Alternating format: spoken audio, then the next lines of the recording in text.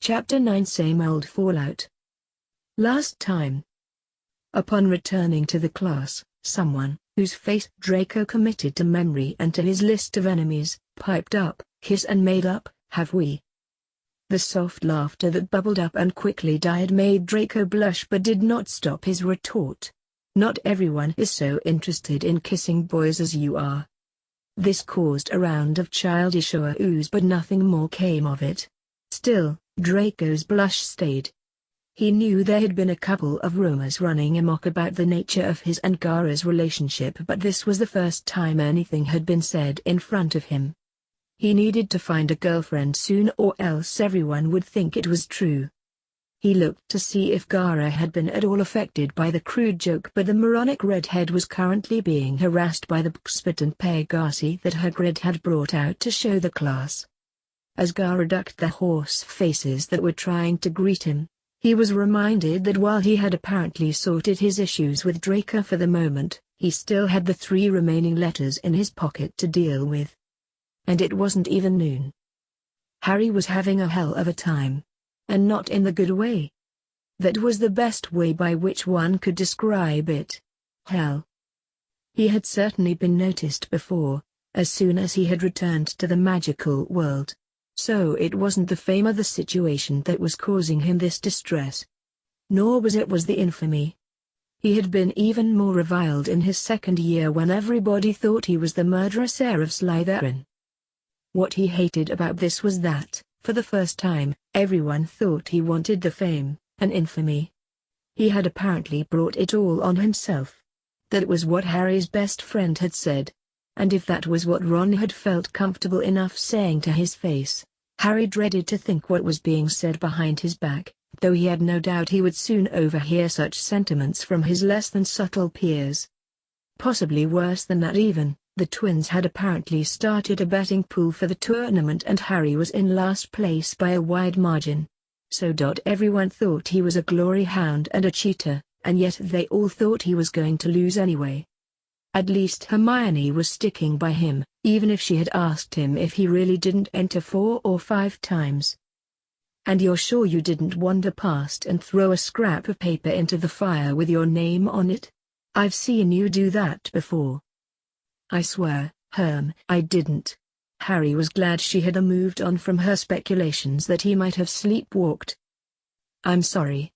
I just don't understand how it could have happened. The goblet was under guard the whole night and it's a really powerful magical artifact, Harry." "Then how do you think I'm supposed to have enchanted it?" "That's why I believe you. There's just no way you could have enchanted it." "Thanks." Harry did not appreciate that his ignorance was his only and greatest defense.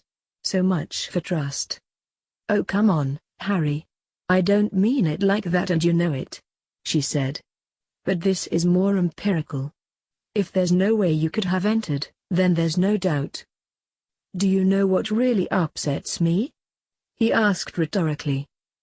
Hermione, never one to pass up a question, rhetorical or not, said, "That limerick written about you on the wall in the second-floor girls' toilets." "What?" "No. It's that Gaara got off scot-free. I'm being accused of being a Dark Lord again and there's Gaara being called Hogwarts' real champion. He's not that much stronger than I am, if at all. So why is everyone so sure he's the one the goblet could have chosen fairly?" "Well, aside from your relative strengths, which is not the most important factor here, I suspect what's made the biggest difference in people's minds is that Gaara's name came out of the goblet with Victor Crumbs and that Delacour girls. Yours came out later, and more explosively." "That's it? Because he came first?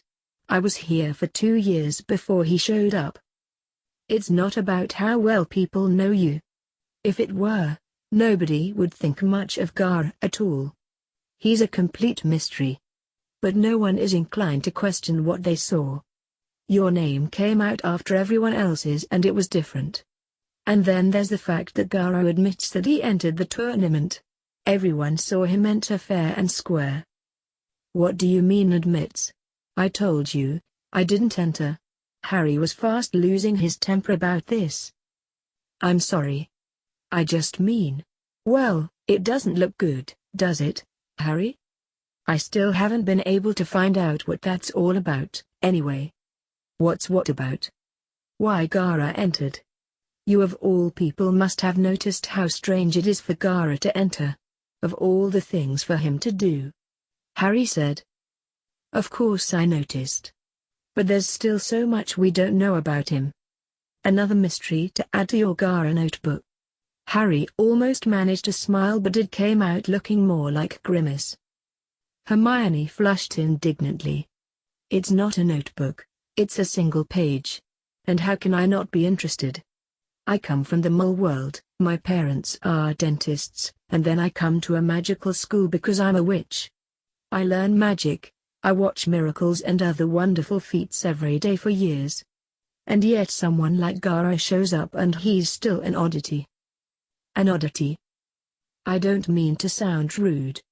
It's just that there's this whole world of magic that's secret from moles, and yet even if everyone here know about magic and mystical creatures, there's still someone like him who can show up and no one knows anything about him. Witches and wizards don't know everything in the world. Whatever spell Gaara uses with his sand, or whichever country he's from, it's no different from any other foreign exchange student. We had one in year 5 at my primary school. Hans, from Germany. He didn't like it very much because everyone was mean to him. Everyone? Harry, you didn't. Did you? No, of course I wasn't. I never went near him. He seemed nice and I didn't want to make it worse for him. Dudley and his gang always went after anyone who was nice to me. You make him sound like a criminal mastermind. She smiled. Despite what you would see on his end-of-term reports, Dudley did have areas where he excelled. Just a shame they're all about being a bully. What happened to Hans? Oh. He started crying all the time and then the teacher said he went home early. After that, if you cried, you were called Hans. He left his mark on the school. So you think Gaara is like Hans? Well, I can't imagine him crying, or being homesick, to be honest, but a little like him, yes. But Harry, there's not been an exchange or a transfer at Hogwarts. For a long time, I know. But there's not been a true wizard tournament in ages either. What I mean is that lots of strange things happen in the wizarding world. Gaara's just one of them. Hermione hummed in thought but did not disagree. That was as close as she ever got to admitting he might have a point in one of their not arguments. What's Sirius said about all of this? Hermione asked. He's being great about all of it. He says he believes that I didn't enter and he's trying to get the ministry to let me out of the tournament. He won't be able to. Fudge has been doing interviews almost around the clock since the selection and he said that all 4 of you will be taking a part. No matter what. I know, I think I'm beginning to accept that I can't get out of this. But what I meant was that he's trying to help however he can. Well, I'm glad. He's been awfully nice ever since we found out he wasn't trying to murder you. Yes, he's great. I just wish he wouldn't keep bringing Gaara up in his letters. What did he want to know? Same as everyone else.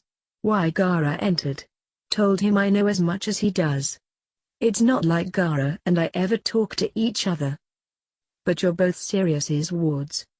I suppose, but Gaara's more like Sirius's friend. Anyway, aren't we going to be late for our lesson? Hermione didn't even look at the nearby clock. No, we've got 6 minutes. Harry sighed. They continued their slow walk down to the dungeons and it was honestly the first time Harry had ever wanted to arrive at potions early, although he often did so anyway to avoid point deduction and detentions when he was even 1 second late. And he certainly did not need to lose his house any points to earn their scorn. No matter how much Hermione might try to distract him with infuriating conversations, he could not ignore the glares being directed towards him any more than he could ignore the sixth-year Hufflepuff who nearly knocked him over when their shoulder collided. "Watch it, cheater," they said before continuing onwards, having made their point abundantly clear. "Oi! Watch where you're going," Harry yelled at their back before turning back to Hermione when no fighting commenced. Honestly, at this stage, that might have been a relief. Anything would be preferable to passive aggression from the entire school. Sometimes, outright aggression was called for. Hermione tugged him away from giving chase. The last thing, she decided, that Harry needed right now was detention for starting fights. The day had been a blur since their apparent reconciliation about half a mile from care of magical creatures. Then again, appearances could be deceiving, especially when a shinobi was involved. Draco wanted just a little while to relax, to pretend that the tournament wasn't happening, that he hadn't had to endure last full moon, to pretend that he didn't know that Gara was still lying to him. After confessing collusion with Dumbledore, anybody else might have assumed there could be no more big secrets and let the matter rest. Instead, Draco knew he had found the tip of the iceberg. What still remained underwater scared him, but he knew discovering it for himself was the only way he would ever be able to trust his best friend. So, no matter what Draco wanted to be thinking about that day, he still felt the same doubts. Gara could tell something was still upsetting Draco, that the truth of his deal with Dumbledore had not closed the matter, but at least the blonde was acting like he had calmed down. The rest of the school, on the other hand, were anything but calm. The novelty of Gara's new champion status had evidently not faded yet, since any number of them had approached him with some sort of expectation of familiarity or shared purpose. As if he had bought into the school spirit and had entered his name to make them all proud. This resulted in an all-time high for smiles directed at him and attempts at non-violent bodily contact. He was willing to accept a certain level of notoriety and peril that came with entering the tournament. It would be worth the rewards, but he would not stand for this change in atmosphere. Maybe he should hurt someone. He shouldn't kill an innocent, but maiming a student would earn him some peace. Although, he'd been given the impression that harming a student might get him expelled, which would now prevent him from participating and from getting help from the old man. The same was probably true for attacking a professor. And he had just the one in mind. In any case, he needed to find another method of ending this barrage of friendliness. Being popular was overrated, as he had told his siblings many times when they promised his changed character would one day result in it. Aside from the wider student body and the ongoing problems with Draco, there was one other human issue Gara was currently faced with. Potter had tried to corner him twice today already. Gara had noticed Sirius Godson following him multiple times, and was presumably trying to catch Gara alone so they could talk. The redhead had no interest in that whatsoever, so he had made sure to lose his tail both times. Undoubtedly, he would need to deal with Potter at some point, since something was obviously amiss, but that was a problem for another time. Whatever had caused Potter to enter or be entered into the tournament was an issue, but Gara didn't think it was really his problem. He would try and keep Potter alive in the tasks, if he was able, but he'd just as soon skip the wild conjecture phase of this mystery. With all of this drama going on, Gara did find one solace. The professors were clearly under orders from someone, probably Dumbledore, to ignore the elephant in the room and focus on teaching their classes. Considering the buzz amongst the rest of the school, the teacher's conspicuous evasion of the subject looked to be a struggle. In Dada, questions were asked about good self-defense spells, with more than one person glancing back at Gara expectantly. In History of Magic, several tried to ask about past tournaments only to be regaled with unending anecdotes about the goblins' disdain for wizarding tournaments. Even in potions, someone asked about elixirs to increase strength and speed. Snape gave the well-meaning student a week's worth of detention for disrupting the class, and told all them to focus on the lesson, not on other distractions. Transfiguration, with the Slytherins and the Gryffindors together, went similarly, although, as with any lessons shared between them today, it was a tense affair. The two champions sat at opposite ends of the classroom like they usually did, but that seemed to take on new meaning now that they were competing against one another. Or, at least, that was how it looked. Gara knew that people were continuing to watch him, and now their number included Potter, but at least McGonagall was still acting professionally. Granted, after the second student lost house points asking for Triwizard Tournament tips, she stepped outside for 5 minutes. Gara did not think he had ever seen her so angry. When she returned, she had calmed herself, and immediately went back to teaching. As soon as McGonagall called the lesson to an end, Gara was straight out of the door. Harry kicked his chair in frustration when he couldn't get past the collected students to give chase, and then glanced around to see if anyone noticed. Fortunately only Hermione. Ron had been avoiding Harry almost as effectively as Gara had that morning, but Harry was perfectly happy with it that way. If Ron said one more word about Harry or the tournament, Harry wouldn't be held accountable for which spells left his wand. Harry glanced at Professor McGonagall as he waited for the way to clear so he and Hermione to leave. One of Harry's favorite professors, it was unsettling to see McGonagall's composure slip as it had earlier. "I heard she threatened to quit, you know," Hermione whispered in his ear. Harry spun around to look at her. "What?" Hermione shushed him. It wasn't very discreet to be gossiping about their head of house while she was still in the room, so she grabbed Harry's wrist and dragged him through the last stragglers and out of the door. When they finally came to a quiet alcove, he repeated, "What? McGonagall's leaving?" That was the last thing he needed right now. "No. I said she threatened to leave. According to Misty Allbrove in 6th year, who heard from Florence Ray, who..." "It doesn't matter." Harry cut her off. She'd end up naming half of the 6th year of the school if left uninterrupted. "What did you hear?" "Well, rumor is that Professor McGonagall packed her things last night and tried to resign, but Professor Dumbledore managed to convince her to stay." Harry glanced back into the corridor and saw McGonagall leaving in the opposite direction. "You don't think she'll still leave, do you?" "I hope not, Harry," she said. Fleur wished she was back home or at Buxbaton's.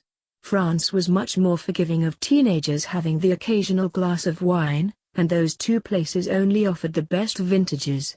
Hogwarts had positively draconian rules in place, absolutely forbidding anyone not a professor from having so much as a snifter of wine. And the only thing the students could offer her behind closed doors was some vile whiskey of some sort. They thought she wanted to get drunk. Just how uncouth these British pupils were would never cease to amaze. On the other hand, from what she had smelled of the wines they served to the professors here, maybe she would be better off waiting until she returned to France. "Thank you for coming," Victor Crumb said as he firmly closed the classroom door behind him. "Not at all." A small courtesy extended to a fellow champion, she said dismissively. In truth, she had been a little nervous about this, considering Durmstrang's reputation. She had taken the precaution of asking two friends to wait in an adjacent room, and if Fleur called for them, they would hear her without interference from the walls or doors between them. "So, why have you called me here? And why not the other two?" "It is about Hogwarts champions that I want to speak." "Of course it is. It seems to be all anyone wishes to speak of." "What is your opinion about this?" he asked. "Did you really call me here alone to hear my opinion on those two boys? I want only a fair opportunity to bring honor to my school and my country. I do not wish for the tournament to be ruined by these people." "You think it is a plan by the British?" she asked. "You do not?" I think that Potter boy looked awfully surprised. As did his professors and ministry officials. "If they did plan this, they are all very good actors," she said. "Maybe it was this Gara that cheated his way in," Crumb said. "Of the two of them, I think he is probably the stronger. I have heard stories of him since coming here. I have too. I cannot believe all of them. Even if only some of them are true, he may be strong enough to compete, despite his size, she said. He is short and skinny, Crumb said dismissively. Gaara was fierce, that much anybody could see, but whether that was backed up by strength had yet to be proven. And he wears makeup. I wear makeup. Are you saying I am weak? Fleur said, her infamous temper rearing its head ever so slightly at the suggestion. That is not what I mean.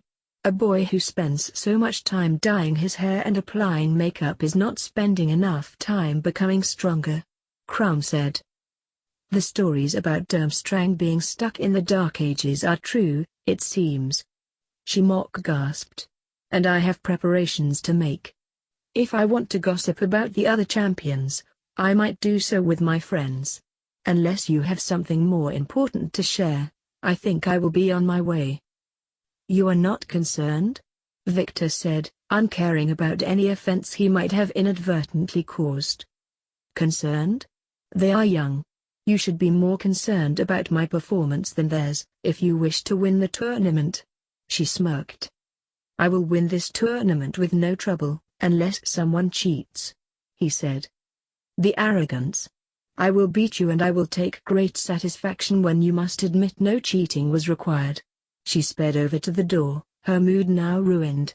Please, do not ask to meet me alone again unless you have something of importance to discuss. Victor did not respond to that, he just watched her storm out, wondering whether this meeting might have done more harm than good. He might have just upset a potential ally, and made no progress in dealing with the Briton's deceit. He waited until Delacour and her hidden friends departed before leaving. He would have to report this failure to Headmaster Karakov. That would be unpleasant. He would also need to start planning a new strategy to counter the advantage Hogwarts had, now that an alliance with Delacour was out of the question. You really can't trust anyone, can you? Came a high voice from behind Draco. He turned to glance at the person who would dare interrupt his sandwich, only to find Mafalda Lavado stood there smiling at him. Draco sighed and turned back to his lunch. This was what he got for eating lunch alone. Gaara was off hiding somewhere, avoiding his much-deserved and equally lamented fame, and Draco did not feel like sitting with the others just now. The moderates were out somewhere, and Draco did not care enough to chase them down right now. The rest of Slytherin was still doing their best to ingratiate themselves with him, to get to Gaara, but luckily his housemates were refined enough to give him some peace while he was in the middle of eating. And then there was Lavado.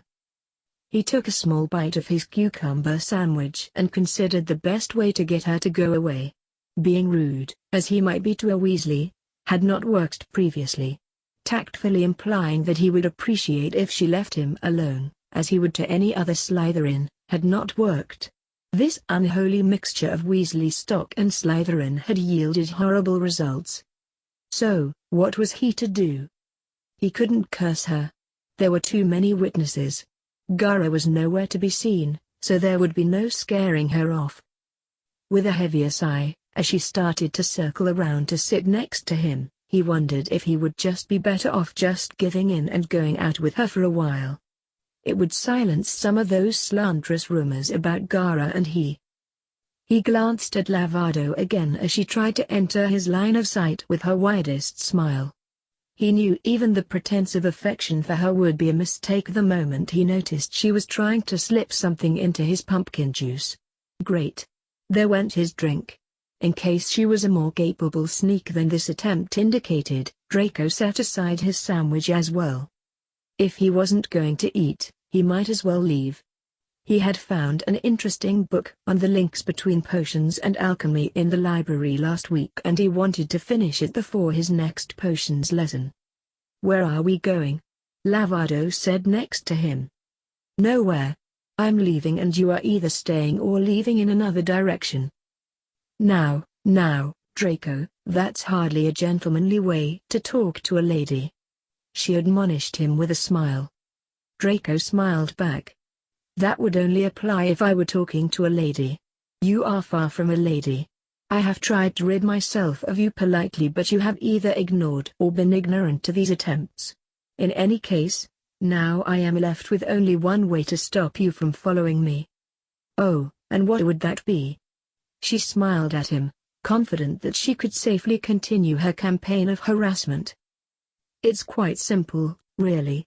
All I need to do is wander somewhere where there's no one else around, and then I can curse you to my heart's content. When she stopped in her tracks and looked at him with deep offense written all over her pinched face, he continued, surely you know, accidents happen all the time in this castle. You wouldn't, she said, frowning. Her unsettled expression smoothed into confidence again. If you tried anything, I could tell Professor Snape and you'd get expelled. While I doubt Professor Snape would believe you, my father would see to it that I would be fine. You, on the other hand. Draco's imperious look had the desired effect, and Lavado took a step back. This isn't over, Draco, she said, backing off and finally leaving him in peace. Draco tried to ignore what was almost certainly bluster, but, after threatening the girl's safety, her continued determination to acquire him seemed a lot more predatory. He would have to doubly careful of her and any further attempts to dose him with either sedatives or love potions. Maybe if he hooked up with someone else, it would serve to scare Lavado off and quell those scandalous rumors. But who? He was just out of the Great Hall, but he didn't want to risk turning to look back in at any prospective pursuits, lest he catch the eye of his own pursuer. He had not been the most active in seeking out a romantic partner, but with this recent unwelcome attention and some other factors in his personal life, maybe it was time he started looking in earnest. In the meantime, however, he had a book to finish. Look at him swanning out, Goll said with utter scorn. Let him. Soon he'll be the one skulking around. Crabbe said, matching his partner's tone. The pair were sat at the end of the table, past the first years and other undesirables. Their open opposition to Malfoy and to Gara had left them with very few allies in Slytherin, and their only route to survival had been obscurity for the time being. There were still those in the house who silently supported the two, who were some of the only ones still championing the blood purity cause. Nearly everybody else had turned blood traitor by ignoring blood purity or turning a blind eye to those who did. It was all Gara's fault. The freak was powerful, popular, and didn't like people exercising their right as purebloods over the half-bloods and mudbloods, so no one wanted to say anything against them. No one but Crabbe and Goyle. They hadn't forgotten what their parents told them, nor what was expected of them. They wouldn't pretend and make nice with the scum, they would stay true to their culture and their heritage. Besides, before long, they would be on top again. And this time, they wouldn't have to traipse after Malfoy. He would be so lucky to be allowed to follow them. The Dark Lord did not suffer blood traitors lightly. Malfoy would join the other freaks, failures, and traitors in enduring the Dark Lord's wrath. Neither of them could wait to see Malfoy and Gara crushed under their heels, and the return of the real Slytherin. Well, Gara knew Potter would make contact with him eventually, but he wasn't sure how to feel about this method. On the one hand, not having to deal with Potter or his cronies in person was a welcome relief, but sending Luna like she was a carrier pigeon seemed objectionable. But then, how could he object to the act if he wished to continue avoiding Potter? A logical trap, then, perhaps? Smart move, Potter. What did he want you to tell me? He asked me to tell you that he wants to meet to discuss the tournament soon. You also need to decide on your shared tickets for the tasks, Luna said. If nothing else, she didn't seem to take offense at being used as a messenger. Gara nodded, accepting the message but holding no intention of doing what Potter wanted. He couldn't think of anything less pressing than discussing the allocation of tickets for spectators to come and watch him compete. He had expected Luna to depart when she had passed on the message, but when she made no move to leave, he did instead. It was a nice day, one of the few fair weather days left before the long, Scottish winter set in fully, and he wanted to take the opportunity to train outside before it got too cold. As he walked out towards the forest, he noticed Luna was following him. "I'm going to train." He wouldn't be hanging out or chatting with her, so there was no point in her coming. "Yes, I want to watch," she said easily. "Oh, okay," he responded, continuing on. It seemed strange to him, wanting to watch him train, but he didn't understand a lot of what motivated Luna, so he went along with it. It wouldn't hurt anybody for Luna to sit and watch, so long as she did nothing to distract him. He focused primarily on consciously controlling the movement of his sand. He was perfectly proficient at using a blunt wave of sand to crush people, but he wanted to improve his control over smaller amounts. There was no reason why a tendril of sand as thick as a finger couldn't be used just as effectively to pierce an enemy's defenses, but he couldn't maintain its shape firmly enough. So, he needed to practice. Luna watched him for over an hour as he created slithers of sand and attempted to drive them into a thick tree. He did the same action dozens and dozens of times. His dedicated attention was quite interesting to observe in and of itself, but long before that hour elapsed, Luna had taken to reading from the book she had brought with her. After a while, he had to switch trees as the precise area he had been targeting with each strike was now a mess of pulp tree bark and sap. Seeing the break in the monotony, Luna decided now might be the best time to speak. "Gaara, would you like to practice some spells while we're out here as well?" Gaara looked at her suddenly, as if he had actually forgotten she was sat there. "No, why?" "Aside from your lessons, would it not be helpful to know some spells for the tournament?" "I will use my sand," Gaara said. He did not need to use magic, which was just as well since he was about as skilled in magic as Draco was at physical activity. "That's a shame," Luna said with a smile, sitting back against the damp tree hollow and resuming her book while Gaara continued working on his sand control. Not longer after that, Gaara's concentration was interrupted, not by Luna who was still contentedly studying nearby, but by Draco who stormed into the clearing and dropped his book back heavily with a huff. Gaara, used to his roommate's dramatics, didn't stop his movements. Draco realized Gaara wouldn't stoop to asking what was wrong, so he started, "I knew I'd find you in one spot or another around here. As regularly as I end up following you out here, you'd never think that this is called the Forbidden Forest," he said. Gaara didn't react, but Luna did pipe up, "Actually, Draco, it's called the Dark Forest, or Coil Talk. Students only started calling this the Forbidden Forest since Professor Dumbledore banned students from entering it when he first became the headmaster in '66.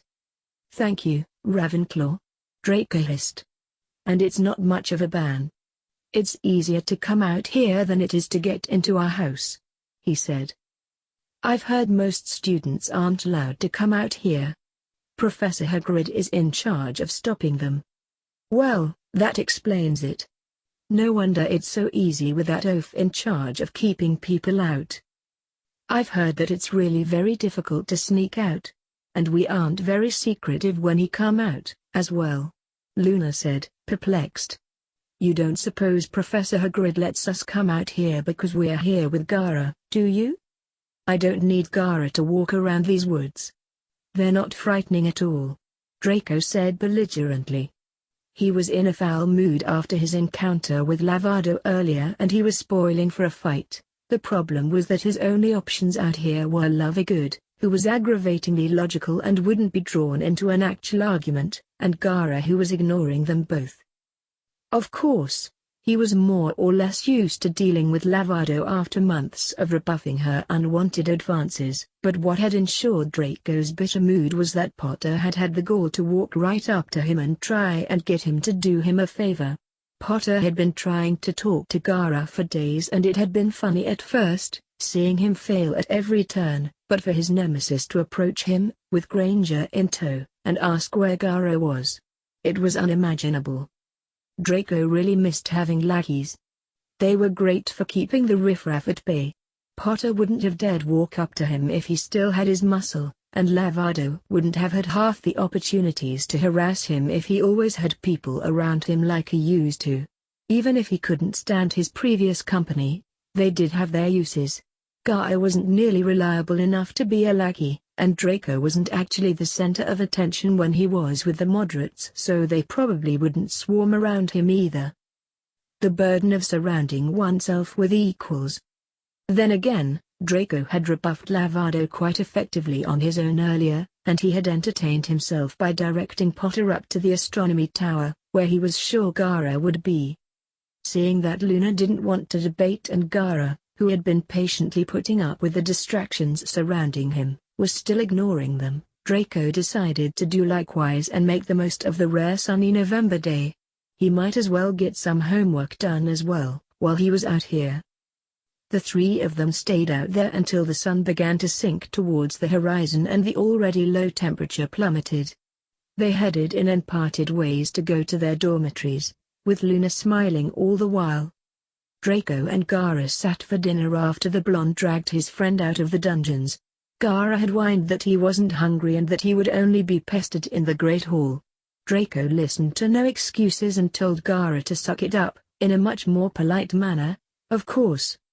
Mother asked me to ensure you eat regularly.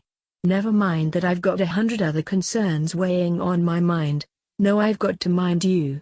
Draco complained as they sat at the table. Gaara stared at him and stayed quiet.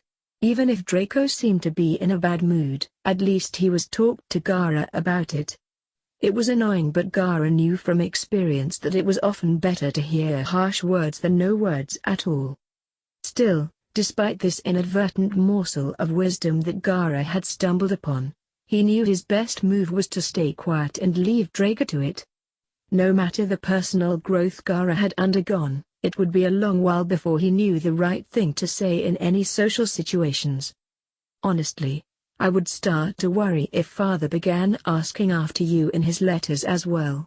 All he's been asking about lately is who's been visiting the school and such. Draco went on. Gaara picked at his plate and avoided looking around in case he caught someone's eyes, and that somehow implied permission to enter into conversation with him. He would eat what little food he'd added to his plate and leave as soon as Draco would allow him. Draco's family originated in France and they seemed to maintain the French dining tradition of stretching meals into 2 or 3 hour social experiences. On the other hand, Gaara would be content with 15 minutes and something bitter and easy to eat. Gaara tuned back into what Draco was talking about now in case he needed to nod. And apparently now one of the other peacocks is starting to get ill. Honestly, you wouldn't believe what the upkeep on peacocks costs. It's outrageous. Father started keeping them when he first took over the family and they've been nothing but trouble ever since. But whenever I Potter, what do you want? Gaara looked up slowly. There was Potter, standing as close to the Slytherin table as he was ever likely to have stood. Harry stood his ground next to the snake pit, ignoring the glares that all of the Slytherins, including Gaara, were sending his way. At least they weren't actually hissing at him, as had been known to happen, particularly since he became the infamous false champion. "Did you hear me, Potter?" I said. "What are you doing here? I thought it was your eyes, not your hearing, that didn't work." Harry took note that apparently Malfoy hadn't appreciated being approached earlier that day. Well, Harry would be lying if he said he was devastated to think that they would not become closer because of their shared acquaintance with Gaara. "We need to talk, Gaara," he said, ignoring Malfoy entirely. He didn't think anything he could say to the blonde prig would lead to anything but an argument. Everyone was watching now, not just the glowering Slytherins but the other houses and the visitors from the other schools. Conversation didn't die, but it did go a bit quieter as people waited to hear Gaara's response. Gaara considered his response for a few moments before sending his sand out and writing, "We can talk after dinner." Harry read the response and said, "Fine. Wait in an empty classroom and I'll come and find you." Harry would use the Marauder's map to find Gaara, and this way no one else would know where they were meeting so they wouldn't be disturbed or spied upon.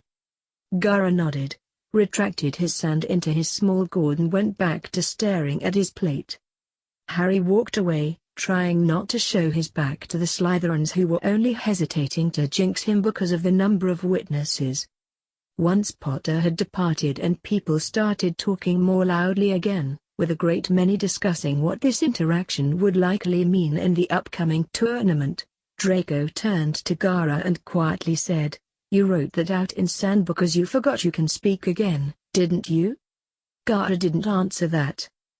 It was not the first time Gara had forgotten this fact, and Draco thought it was ridiculous that it affected Gara's life so little, to not be able to speak and then to regain that ability. "And why on earth did you agree to meet up with Potter?" "I can't avoid him forever. Apparently. It was becoming tiresome," Gara said. "You're a quitter. You could have at least continued avoiding him for another week or two. It's been driving him balmy." "That's a worthy cause if ever I've heard one," Draco said. Again, Gara rightly avoided pointing out how immature Draco's feud with Potter seemed at their age. Besides, he'd done the right thing in agreeing to meet Potter after dinner. This way, since Potter would presumably want to obey the curfew, which didn't affect Gara, it would place a time limit on their interaction. As Gara stood waiting in the empty classroom after dinner, he did wonder how Potter intended to find him. He would ask him when he arrived, but Gara had found that the answer to the majority of his questions seemed to end up being magic, and Gara wasn't really interested in the specifics of that subject. Draco had asked if Gara wanted him to attend, as backup, or to wait nearby in case Gara needed any help, but Gara politely declined. He didn't mention that he doubted Draco wouldn't be much help in an instance where Gara couldn't handle things himself. Not to mention that he very much doubted that Potter would be the one to push Gara that far. The door opened and Harry stepped in, turning and closing the door again without a word to Gara. When he finally turned to look at Gara, he looked upset. Had Gara done something to annoy him already? Gara was fairly sure he didn't have any sort of expression on his face, and he was standing still. What could it be? "At least you actually showed up," Harry said, frowning. Gara stayed quiet. "I've been trying to talk to you since the selection. Why have you been avoiding me?" "Oh, that's what this was about. What do you want?" If Potter's bad mood was just more drama and nothing relevant, Gara would happily skip it. He was impatient to leave. Harry seemed a little shocked that Gara was quite so unrepentant, but he gathered his wits and continued, "I want to know why you've been avoiding me so much lately." Harry has been beginning to suspect that Gara was secretly much more competitive than everyone thought. "You're too loud and intrusive. You annoy me," Gara said calmly. Harry wasn't surprised by the blunt insult. Gara and he didn't like each other, and Gara lacked the Slytherin tact that might have concealed that distaste, or at least lessened its impact through political language. "Fine, whatever." Harry sighed. "But why did you enter the tournament?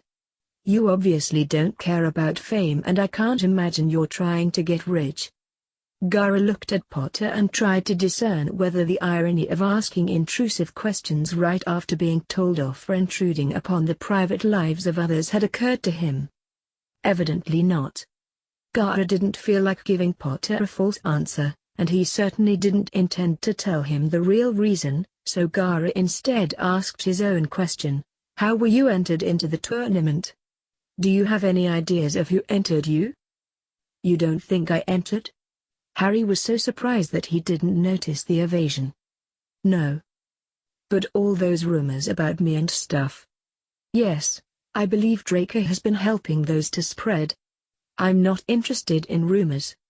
There were more than enough rumors about Gara at the school." "Oh, well, okay then, I suppose. I don't know who put my name in the Goblet of Fire. I half expected it to be Malfoy, but I'm not so sure anymore." "It wasn't Draco, as far as I know." "It could have been Snape," Harry offered. "I doubt it," Gara said. Snape clearly hated them both, but the crooked-nosed man rarely let his hatred manifest outside of the potions laboratory. This would have been a significant escalation. Then who? Harry asked, desperately hoping Gara might have a convincing theory. I don't know. He didn't. Truth be told, he'd had to ask Draco before he could be relatively sure it wasn't him. Harry spent a moment brainstorming who might have been involved, but all he could come up with was a vague dark witch or wizard who wants to do me harm. He elected to keep that less than revelatory information to himself. By the way, since we're here, you need to write back to Padfoot. Harry felt uncomfortable stepping into the middle of that matter, but his godfather seemed to be losing what little mind the Dementors left him because he was so worried about the tournament. Gara ignoring his letters was not helping. Gara knew he'd forgotten something. He'd gone through his class schedule looking for the assignment he'd neglected to complete, and he'd even asked Draco if he could think what it might be. He supposed he ought to write to Sirius tonight, then, lest he forget again. Is that all? Gara asked. It was cold and the warming charms on his robes only did so much to stave off the nighttime chill. Gara turned to leave before receiving a response. No. Hold on a minute. Harry was getting angry again. What about the tickets? Tickets? For the first task. Remember? We have to split the tickets between us. 2 family members and 4 friends in all. I don't need any tickets. Gara was confused. They would both be participating, surely they wouldn't need tickets to get in. What about Malfoy, and that Ravenclaw girl you're friends with? What about them? Don't you want them to come and watch? Harry had been worried this might devolve into an argument because Gara wanted more than half of their allocation. Instead, Harry was trying to persuade the idiot to take his share, and give one to Malfoy of all people. Gara understood now. And while he was not bothered whether those 2 were there to watch him or not, he knew Draco would be expecting to attend. Okay, he said. Harry sighed. He'd almost thought he would have to fill 2 more seats. He dreaded to imagine how every Gryffindor would scramble to convince him to give them one of the well-placed seats. He'd have given one to Neville probably. He was getting distracted and Gara was liable to disappear if he thought he could. What about family? I don't suppose you have anyone that could come, do you? No. Gara said, no elaboration. Then just Sirius. Harry said. In his last letter, Sirius had confessed to asking his oldest friend to marry him so that Remus could attend as a family member as well, but the ex-professor had refused.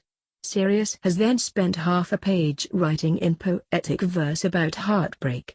In Harry's reply, he politely asked Sirius not to write to him when he was drunk. It was unsettling. Sirius? Gara asked. He hadn't realized Potter and Sirius were related. Yes, he's my godfather and your caretaker. He qualifies. I checked with Professor McGonagall. Oh. Gara supposed Sirius would want to watch like Draco. Fine. Glad we've finally got this sorted. Harry said. Now there's just the life-threatening tasks to prepare for, right? Easy. Gara stared impassively. It's not like it's the first time I'll be risking my life at school, but this feels different. Everyone hates me and there's no point to it. I don't want to be famous. It's just not fair that they can force me to take part. This seemed to be a personal moment, so Gara left without another word. Harry was so wrapped up in his exposition he didn't notice Gara's departure until he was already walking out the door. It took the wind out of Harry's sails until it was replaced with anger. How unbelievably rude. That emotion lasted all of 10 seconds before Harry sunk into a dusty chair and conceded, to himself, that he and Gara weren't friends, despite all the things between them, and he shouldn't be surprised when Gara continued to act like weren't. In fact, they were really rivals now because of the upcoming tournament. Still, Harry thought, there was no need to be an ass about it. Gara returned to the room feeling like his time would have been better spent reading, rather meeting to listen to Potter complain and discuss ticket allocations. Draco's head shot up as soon as Gara entered the room, the homework in front of him forgotten. Just as Draco was about to say something, he held his tongue and just stared at the red-headed former mute. Draco was finally embracing that appreciable Slytherin quality of minding one's own business. Of course, since Slytherins also thrived on discovering and exploiting secrets, this just meant that they, and Draco, in this instance, knew they would uncover the secrets on their own, without the need to stoop to asking.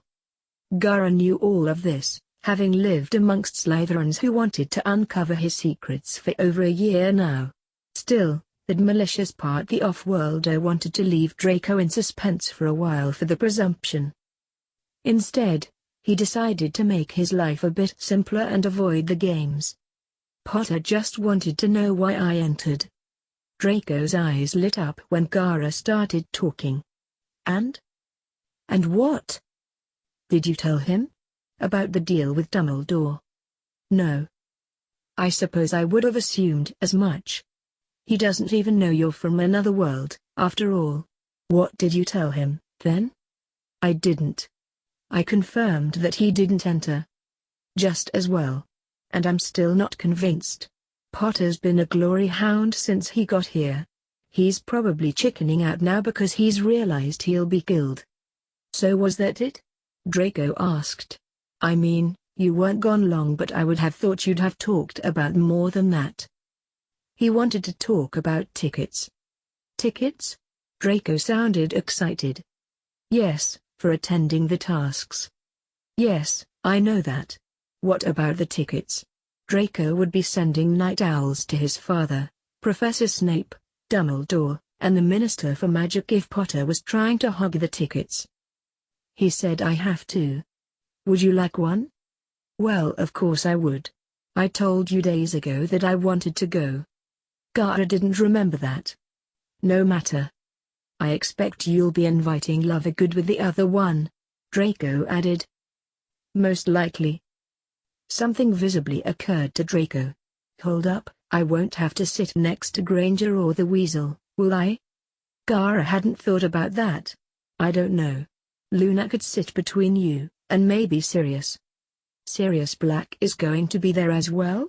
Draco still referred to his first cousin once removed by his full name from time to time, as if Sirius were still a notorious mass murderer on the run and not the informal, immature man who had hosted him multiple times over the summer. Yes, as my guardian and Potter's godfather. Of course, the family tickets. I don't expect either of you would be able to fill the other seat for relatives, Draco said thoughtlessly. With the first task coming up, have you given any thought as to what you'll do? Use my sand and win. The simple confidence worried Draco enormously. You're not going to learn any spells in case your sand isn't enough? If my sand is not able to handle the task, whatever it is, my spellcasting will probably not make a difference. Gara was probably right, Draco acknowledged. Potter also said I ought to write to Sirius. What for? To discuss my entering the tournament, I believe. Draco swiveled around fully in his non-swivel chair. Hold on, you haven't so much as owled your guardian once since you were selected? It slipped my mind. Gara said. Do you think he'll be upset? Gara hadn't opened any of Sirius's letters since the morning after the selection, so he couldn't be sure. Upset? I can't believe he hasn't sent you a howler. Then again, I often forget he is from the Black family like Mother. Despite his Gryffindor past, maybe some of his manners are still in place. Draco had said Gryffindor as if it was some scandalous indiscretion, which Gara supposed it probably had been. Gara picked up his latest book while once again considering how strange it was to be expected to check in with an adult about things happening in his life. He'd really never had anything like that before. Bucky had never asked questions, perhaps because he was afraid of the answer or perhaps because he was afraid he wouldn't get one. And his siblings were too preoccupied with their own lives half the time to care why he'd done something, though they'd been taking more of an interest in his comings and goings shortly before his transportation. You know, I don't think you should have allowed Potter to have those other guest tickets. You're obviously the actual champion for Hogwarts. He should be so lucky to be invited, let alone getting some of your guest passes. Gaara didn't look up from his book. Draco noticed this dismissal and sighed. So I'm going to be watching you competing whilst sitting next to 3 Gryffindors and Lovegood. Wonderful. Gaara tuned him out for the next 20 minutes while Draco continued to complain, berate him for not learning more spells, and tell him off for not writing to Sirius sooner. When Gaara got to end of the chapter he was reading, he set the book down softly and moved over to his desk to write his belated note. Sirius. I apologize if I have made you worry. I entered the True Wizard tournament to experience a challenge. I am otherwise well. Gaara. It was a tad shorter than was conventional, but hopefully it would suffice. He didn't want to tell Sirius about the deal with Dumbledore after Draco's reaction.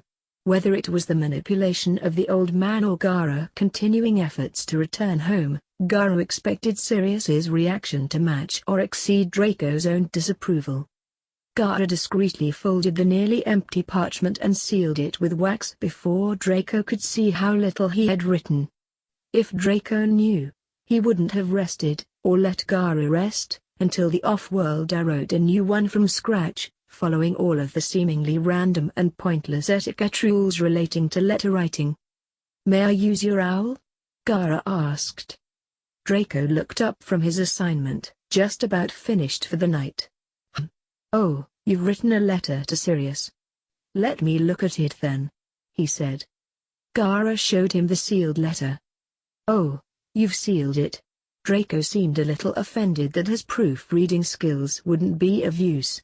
Well, yes, of course. Gaara set off to send his letter.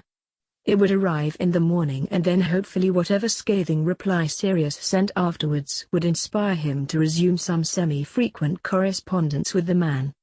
This recent block when it came to composing letters could have caused him all sorts of problems if he hadn't gone for it and written one tonight. The next morning's breakfast was a raucous affair as the schoolroom mill went into full swing.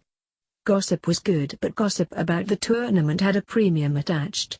Everyone wanted to know about the meeting between Harry and Gaara, and the only one claiming to have any pertinent information was Draco.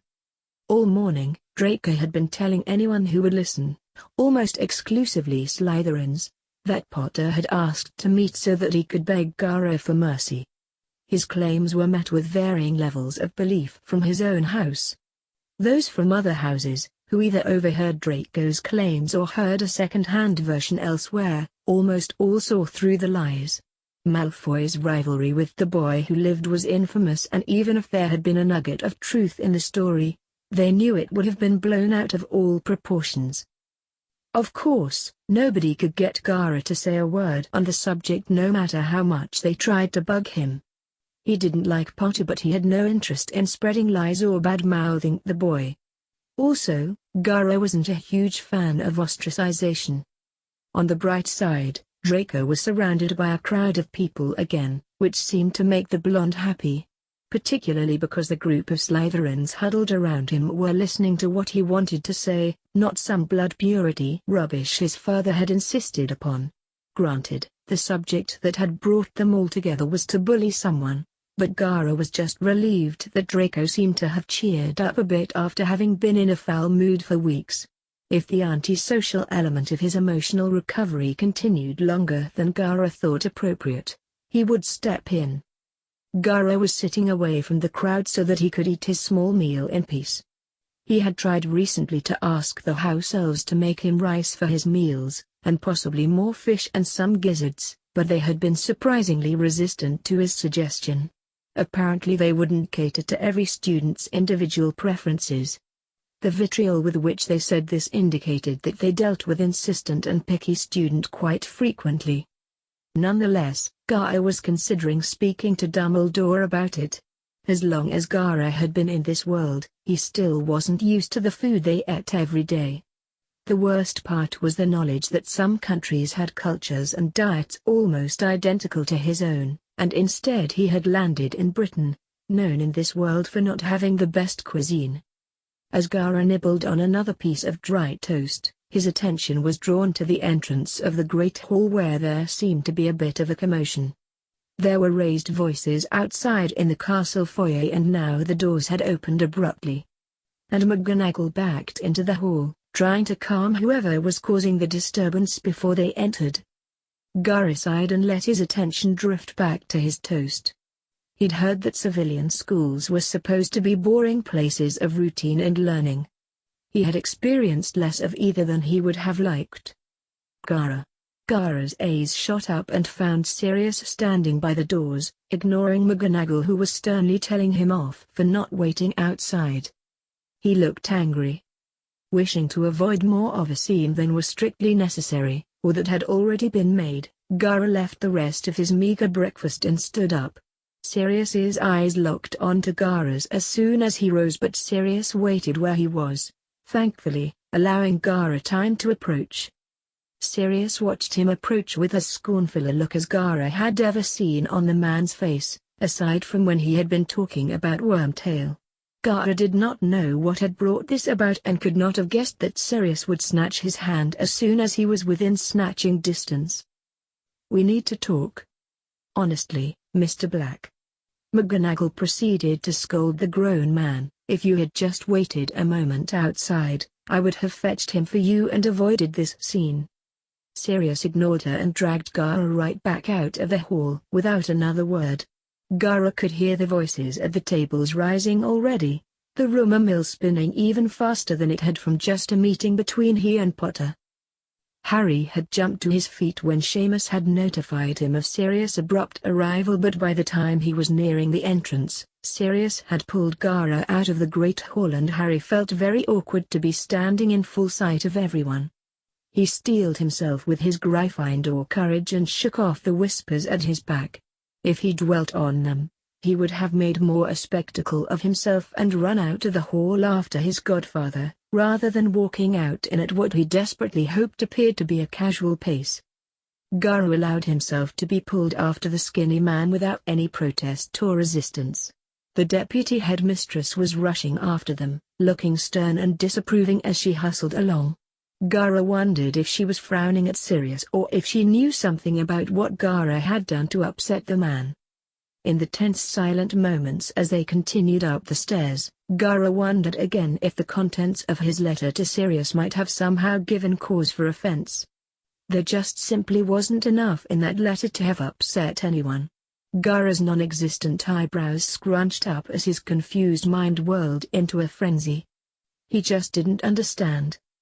Gara was starting to get angry because of his confusion, which clouded the observation he might have made, that Sirius, who was quite out of breath by the time they reached the second floor, really ought to take up some form of exercise.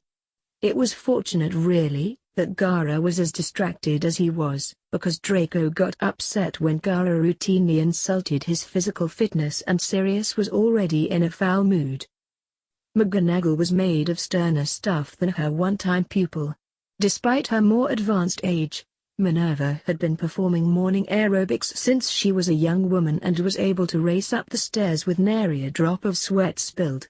She had asked Mr. Black to wait in one of the disused classrooms on the third floor, but at least he was going there now, after having made a scene in front of the student body. As Mr. Black pulled his ward into the empty classroom, Minerva turned in time to halt Harry's pursuit. "Wait here, Mr. Potter. Mr. Black wants to talk with Gara alone," she said. She felt bad for the poor boy, clearly feeling left out by his godfather, but Minerva knew no good would come of Harry interrupting a surely tense meeting. She wouldn't hurry him away, though. After whatever scolding Mr. Black intended to give Gara, hopefully he would still be in good enough spirits to talk to Harry. "Well?" Sirius asked, having finally released Gara to stand apart from him and cast some privacy wards on the room. Gara was glowering at Sirius now, which probably wasn't helping the situation. In the scant couple of minutes since they left the Great Hall, Gara had still not come to any understanding of what had set Sirius off. Gara waited for some explanation. And waited. Sirius was waiting. The silence stretched on, with Sirius's angry determination keeping him quiet only so long before he realized that Gaara would stand there silently all day if given the chance. Beyond the year he spent mute, Gaara was also more pig-headed than any Slytherin had a right to be. Sirius got tired of waiting. You've got nothing to say? I've sent you letter after letter and you've not had anything to say to me? Gaara's glare loosened up a smidge. He'd just sent a reply, hadn't he? Though, it was supposed to arrive in the morning while Sirius was eating breakfast. And instead Sirius was here. Oh. Not one word in days after you entered the tournament without telling me? I sent an owl last night. You missed it by coming here. Gaara quietly mentioned. There. Sorted. You sent an owl last night? Why didn't you say? Sirius said.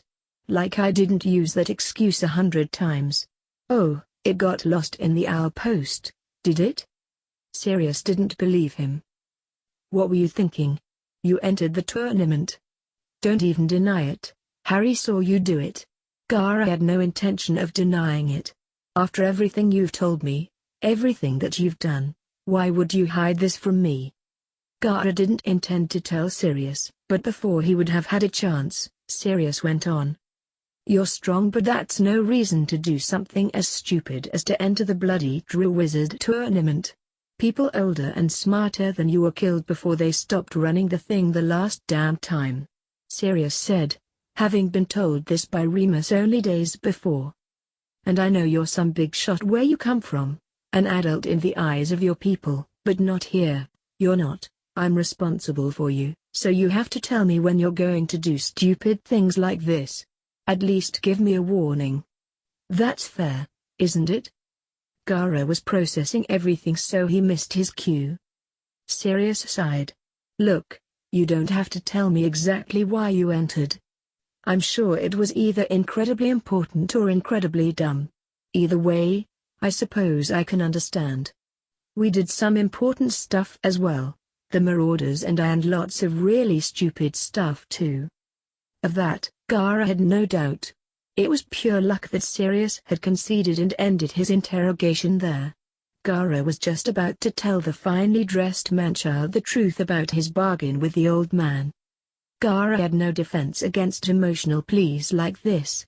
Kankuro had told Gaara, only weeks before his banishment to this world, that Gaara was pretty much the worst liar in Suna, despite his poker face. He had always got by, killing anyone who knew anything about him outside of his immediate family and team leader, so he had never had to develop any sort of tact or guile. While Gaara had resented the accusation at the time, he had to admit, at least to himself, that he had told an awful lot of people things about himself since coming here. He would have to work on that when he resumed his shinobi career. Sirius leaned against a table. Well, there's no way to get you out of it now. All there's left to do is help you through the tasks, both you and Harry. And occasionally insult your meager intelligence for entering in the first place. I don't need any help, Gaara said. No, I suppose you might not, Sirius said contemplatively. He had seen Gaara fight a couple of times, most notably after the Quidditch World Cup finals, and knew that Gaara of all people would be able to handle himself physically. But Sirius would not stand back and leave him to it. He didn't get most of this parental stuff that Remus kept telling him about, but he knew that he needed to do everything he could to help both Gaara and Harry survive. Whenever he was in doubt, Sirius just asked himself what he thought James would do in his situation. Then he asked what Lily would tell James to do. But you'll be getting my help regardless. I believe the rules state that no outside help is allowed. Listen to you, Bandit. Quoting the rules as if you're not already an honorary marauder. And anyway, it's not against the rules if they don't find out. Sirius winked at Gaara and he considered leaving. Sirius had come all the way here, but Gaara couldn't imagine anything important coming out of this conversation. Particularly if Sirius had already devolved into silliness. Harry was pacing back and forth in front of the door while Professor McGonagall kept vigil outside. It was a terribly annoying habit, but Minerva allowed Potter to continue his incessant pacing since he was clearly distressed. Eventually Potter seemed to lose his steam and he finally stopped moving, settling a respectable distance away from his head of house. "Professor?" "Yes, Mr. Potter?" "How come Sirius able to come into the school like this?" "What do you mean?" "Well, since you were with him, I assume he didn't sneak in, but how come he was allowed in?" Harry asked this, hoping that Professor McGonagall would regale him with a dramatic story of some elaborate scheme Sirius had employed in his latest penetration of the school's defenses. "Mr. Potter, I will forgive your ignorance, considering the events of the last school year. But in spite of the fact that we are in a castle, you seem to have forgotten that this is first and foremost a school. Parents and all guardians are perfectly free to arrange to visit their children here during term time. Though, perhaps not in the manner Mr. Black displayed this morning. And usually with more than 20 minutes' notice." She finished with a mutter. "Oh," Harry said, blushing lightly. "Of course, the Ministry has applied certain extra restrictions for you and Gara, but even they cannot prevent a guardian from stopping in to talk to their charge." "I guess," Harry said. "Do you know what he wants to talk about?" McGonagall shot him a stern look. "You know very well that I won't be telling you anything of the sort, Mr. Potter. That topic is between Mr. Black and Gara, unless one of them wishes to share the matter with you." "Yes, of course, Professor." Harry averted his gaze. They lapsed into silence, with McGonagall enjoying the peace and quiet before her day's lessons began, and Harry unhappily avoiding saying anything else that would end up embarrassing him. Eventually the door slammed open and Sirius came bustling out, pantomiming the stern disciplinarian he had appeared to be when he first appeared, but something about the performance rang hollow now. Professor McGonagall, Harry decided, had also reached the same conclusion, judging by the subtle pursing of her lips. Gara's face, which had hardly registered any sort of shock on his way out of the Great Hall, now appeared to be back to being perfectly blank again. But he didn't usually seem to care when he was being told off anyway, so he couldn't be relied upon to give any sort of indication of Sirius's actual intentions. "And another thing, young man, you're bloody well lucky that I don't give you a good hiding," Sirius yelled, struggling not to let the ever-present smirk grow on his face. "Yes, well, that will be quite enough of that, Mr. Black," McGonagall said with a withering sigh. "You're probably right. Already gave the lad a right good tongue lashing," Sirius said, adopting a northern accent, bringing a smile to Harry's face automatically but doing nothing to reduce McGonagall's frown. Before Harry could ask one of 10 questions he'd been formulating while pacing, Professor McGonagall spoke. "Now that you have spoken to your charge, I will show you out." "Actually, Professor, I was hoping to spend some time with the boys together, since I'm here. As you used to be the first to remind me, parents may only spend time in the castle when attending to important business or an emergency. They can't just drop in." Sirius, remembering the fervent effort he went to in his years at Hogwarts to escape his parents' meddling and stop them confronting him and his friends during term time, struggled to maintain his smile. "Well, Professor, I'm sure an emergency could be arranged. If you like. While I can no longer assign you detention, I must remind you, Mr. Black, that you are also no longer the beneficiary of the school rules preventing staff from cursing students," McGonagall countered. "You wouldn't begrudge your old favorite student a little grace, would you, Professor?" Sirius chanced, while both Harry and Gara silently watched on. "You, Sirius Black, are not who I would be thinking of if I claimed to have a favorite student," she said. "However, considering the imposition you and these two have been put to by recent events, I suppose it would be heartless of me to deny you some time together before the boys have their first classes of the day. If you make them late, on the other hand, I might not be so forgiving." And with that final, ominous warning, the deputy headmistress moved to leave. 2 steps on her way, she turned back and said, I might also suggest that you find somewhere discreet before the whole school finishes with its breakfast and seeks out the latest intrigue in the castle." Sirius thanked her and then turned to the two teenagers at last. "I know just the place." "Where?" Harry asked, since Gaara never would. In fact, come to think of him, Gaara seemed to be standing a couple of feet further away than when Harry last looked. Sirius seemed to notice Gaara's unseen movement, as well, not long after. Instead of mentioning anything, which Gaara would likely not deign to reply to, Sirius instead took Gaara by the shoulder and started guiding him towards the staircase that would lead them upwards. "There's this one hidden area your father and I always used to hang out. I'm sure you'll have come across it before, but it would be nice for Gaara to see it as well, I think." Neither Gaara nor Harry could guess why Sirius thought Gaara might care about where Sirius and Harry's father used to sit around when they were at school, but Harry was too interested to mention anything that might stop them, and Gaara had no say in the matter since Sirius was practically marching him along. He could have actually spoken up about his treatment, but Harry supposed Gaara knew it would amount to nothing if he did try. Sirius was more than used to shutting Gaara down by now. Harry followed after Sirius and Gaara, excited enough by the walk through the castle with his godfather that he wasn't at all bothered by the silence. He did, however, become a little apprehensive when they continued to climb the castle staircases one by one, rising to very familiar surroundings until finally they were stood outside of the entrance to the Gryffindor or common room. "Is it much further?" Harry asked. "Not much further at all, if I remember correctly," Sirius said, turning to Harry at last. "Where are we going?" Harry asked. "My first real home," Sirius said, nodding back towards the portrait of the fat lady. Harry followed his indication and his eyes widened. "Oh, in there. But..."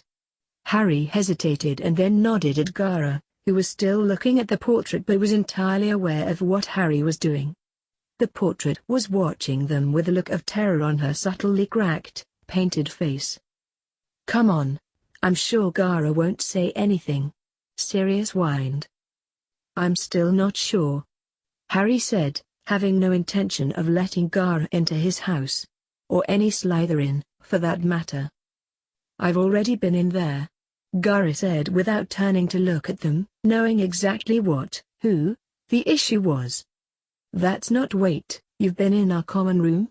When?" Harry hadn't wanted to offend Gaara by revealing the truth of the insight, but he was taken aback by Gaara's revelation. "Oh, it was at Halloween last year, wasn't it?" Sirius said, excited. "Halloween?" Harry asked, trying to remember what happened last Halloween. It had been a pretty memorable night, but his mind was still reeling from the events around the most recent Halloween. "Of course, now I remember. I was here last year trying to find Pettigrew, and then Gaara showed up." Harry turned to Gaara fully. "What? How did you get into our house?" Gaara finally turned to look at them. "I found a way in." He didn't know the Longbottom boy very well, and suspected he would like him less if he did, but he didn't want to get him in trouble.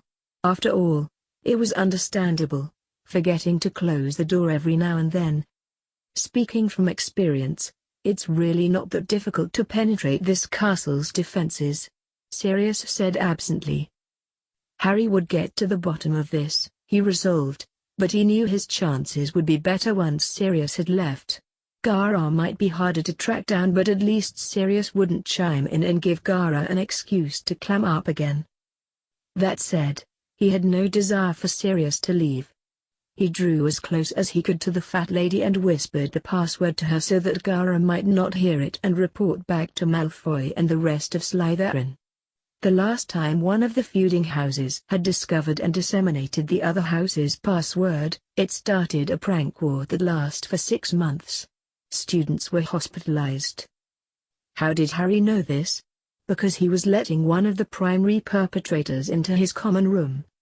Hermione might be able to recite Hogwarts, a history in her sleep, but Sirius could recount almost as many stories from just his short time at the school, and the stories he told were almost invariably better than the ones Hermione lectured him with.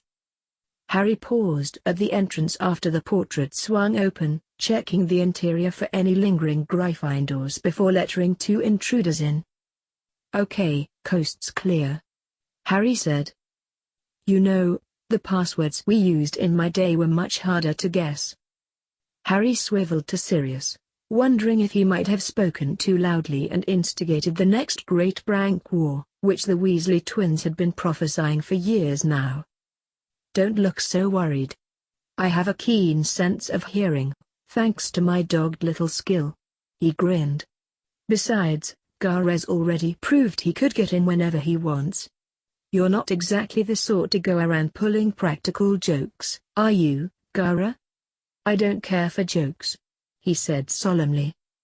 "According to some people I know, he's the reigning prank king of Hogwarts," Harry said, leading them through to the main area, and immediately Gaara gravitated ever so subtly towards the fire. Harry and Sirius noticed this and took the initiative to settle themselves near the fire so that Gaara would have the excuse to sit right in front of it without appearing weak. Harry really only had a passing acquaintance with Gaara, but even he knew these concessions had to be made for him. "I spent a long time believing I would never ever get to come back here, you know," Sirius said, looking around him again. "And then, I believed I would only ever see it in the dark of the night as I came to kill someone. Hopefully Ron won't see you in here. He's sworn he'll never let you near where he sleeps again." "Yeah, he did bear the brunt of my attempts last year," Sirius chuckled, scratching his beard. "I hope you enjoy every moment you spend here." "I do," Harry said, looking around himself. "What about you, Gaara? Do you feel the same way about your house?" Sirius asked, noticing that Gaara had zoned out. Gaara looked back at the pair when he heard his name, looking a little surprised to be addressed. "I like it. It's quiet." "Does it feel like home to you?" Harry asked. He had only been into the Slytherin common room, but it had not endeared itself to him. "Home? No, my home feels very different," Gaara said thoughtfully. "Do you think you'll miss it when you leave?" Harry asked. He couldn't imagine not missing Hogwarts like Sirius did when he finally graduated, but with the way Gaara spoke, he wondered if Gaara would even care if the castle crumbled. Again, Gaara took his characteristic time in answering. "Yes, I will miss it greatly." Sirius had to resist the fading of his smile. Harry might be surprised to hear that Gaara would miss the school when he graduated, but Sirius knew Gaara had another kind of departure in mind. As far as Sirius knew, Gaara had made absolutely no progress in leaving yet, but he knew leaving would forever be on Gaara's mind. Harry didn't seem to notice Sirius's sobriety. Instead he moved on. "Hopefully I'll be able to come back every once in a while like you can. I don't ever want to leave here for the last time." "Never do. Don't listen to McGonagall. You'll always be able to find a way back in here." Sirius smiled properly again. "And I know a few ways they'll never be able to block." Vividly remembering Sirius the murderer trying to break into the school last year, Harry found the man's claim of impunity less amusing. "Is it normal for adults here to frequently visit their schools?" Gaara asked suddenly. "No, it's not normal. Sirius is anything but normal." Harry laughed, and suddenly the peculiarity of the situation occurred to him. Here he was with Gaara and Sirius in the Gryffindor common room, smiling and laughing. He wasn't smiling, but Gaara wasn't even glaring. Even odder still was it to see Gaara open up. "You didn't go to a regular sort of school in your homeland, did you, Gaara?" Sirius asked. "No, I was taught by my uncle and then my teacher," Gaara said, strangely upfront. Harry jolted a little at Gaara's mentioning his uncle after the last time Gaara had decided to have a heart-to-heart with him. "Really? You didn't go to primary school?" Harry wanted to change the subject away from Gaara's uncle. Well, to be fair, I didn't either, Sirius said. You didn't? Harry said. Gara, he could believe, but Sirius seemed too well adjusted. For a wizard, anyway. Sirius scratched the back of his neck. Actually, Harry, most pure-blood children don't attend a primary school. There aren't any of them just for little witches and wizards in Britain, and not many pure-bloods are willing to send their children all the way to France before they turn 11. Even fewer of them are willing to send their kids to a mule school where they might learn heretical things like kindness or maths. Maths? Harry asked, still a little shocked. He knew Ron had been homeschooled by his mother, but he figured that was just because they lived in the middle of nowhere and Mrs. Weasley wouldn't let the children near Mr. Weasley's enchanted car until they were older. Yes, a lot of families considered maths and other mule subjects like it to be wrong. James, your father, was kind enough to try and teach me when we first met. Remus took over after a while because James wasn't very good at maths. So none of the Slytherins know maths. Harry found it hard to believe. I'm sure most of them know some these days. My parents, as I'm sure you'll remember, were insane. The mere association with muggles was considered abhorrent. A lot of them probably had tutors teach them basic skills like that. Does Malfoy know maths? Harry swiveled to interrogate Gara. He couldn't believe he might have missed such fertile ground for mockery in all of these years. He is quite skilled, Gara said, quite honestly. Of course, what he failed to mention was that Gara was not very good at maths himself and he was not the best judge of mathematical prowess. I bet that caused an argument. Sissy would have pitched a fit about Draco learning his numbers, but Lucius wouldn't have stood for a son who couldn't do the family accounts. The Malfoys are one of the only purer bloodlines who embraced that particular skill. I would have thought it would be the other way around, Harry said. His own experience with Lucius Malfoy was turbulent. The man had tried to resurrect Voldemort by having him leech off of Ginny's soul, and then he was pretty sure Mr. Malfoy had tried to use the killing curse on him. Nonetheless, he was pretty sure Draco's father would be the conservative of the pair, compared to Mrs. Malfoy, who seemed comparatively warm, for a staunch purer blood. Sissy was always the biggest priss. She would have wanted her baby boy learning French, Latin and piano, and wizarding history. She'd want him to stop there. Lucius wouldn't stand for a blissfully ignorant son. Maths, accounting, politics, whatever else he thought Draco might ever need. Oh. Harry supposed it made sense. Draco did not care for his piano lessons, Gara said, remembering the many rants his friend had shared on the subject. He is skilled, though. You've heard him play? Harry couldn't imagine Malfoy doing anything artistic or pleasant. Yes, his family have a grand piano at their home. He practices every day when he is home. You said he doesn't like the piano. He didn't like the lessons. The teacher was rude, apparently. He likes playing on his own now. He can pick his own music. What does Draco like to play? Sirius asked. Music by a man named Chopin, Gara said, recalling Draco's endless musings on the great composers, which Gara half listened to. Chopin? He must be pretty good. Sirius whistled. I could never get my fingers to move that fast. Sirius started miming some piano sonata in the air, but neither boy had the skill to appreciate the movements. I haven't tried playing since. Well, I suppose I would have to get our old piano tuned first.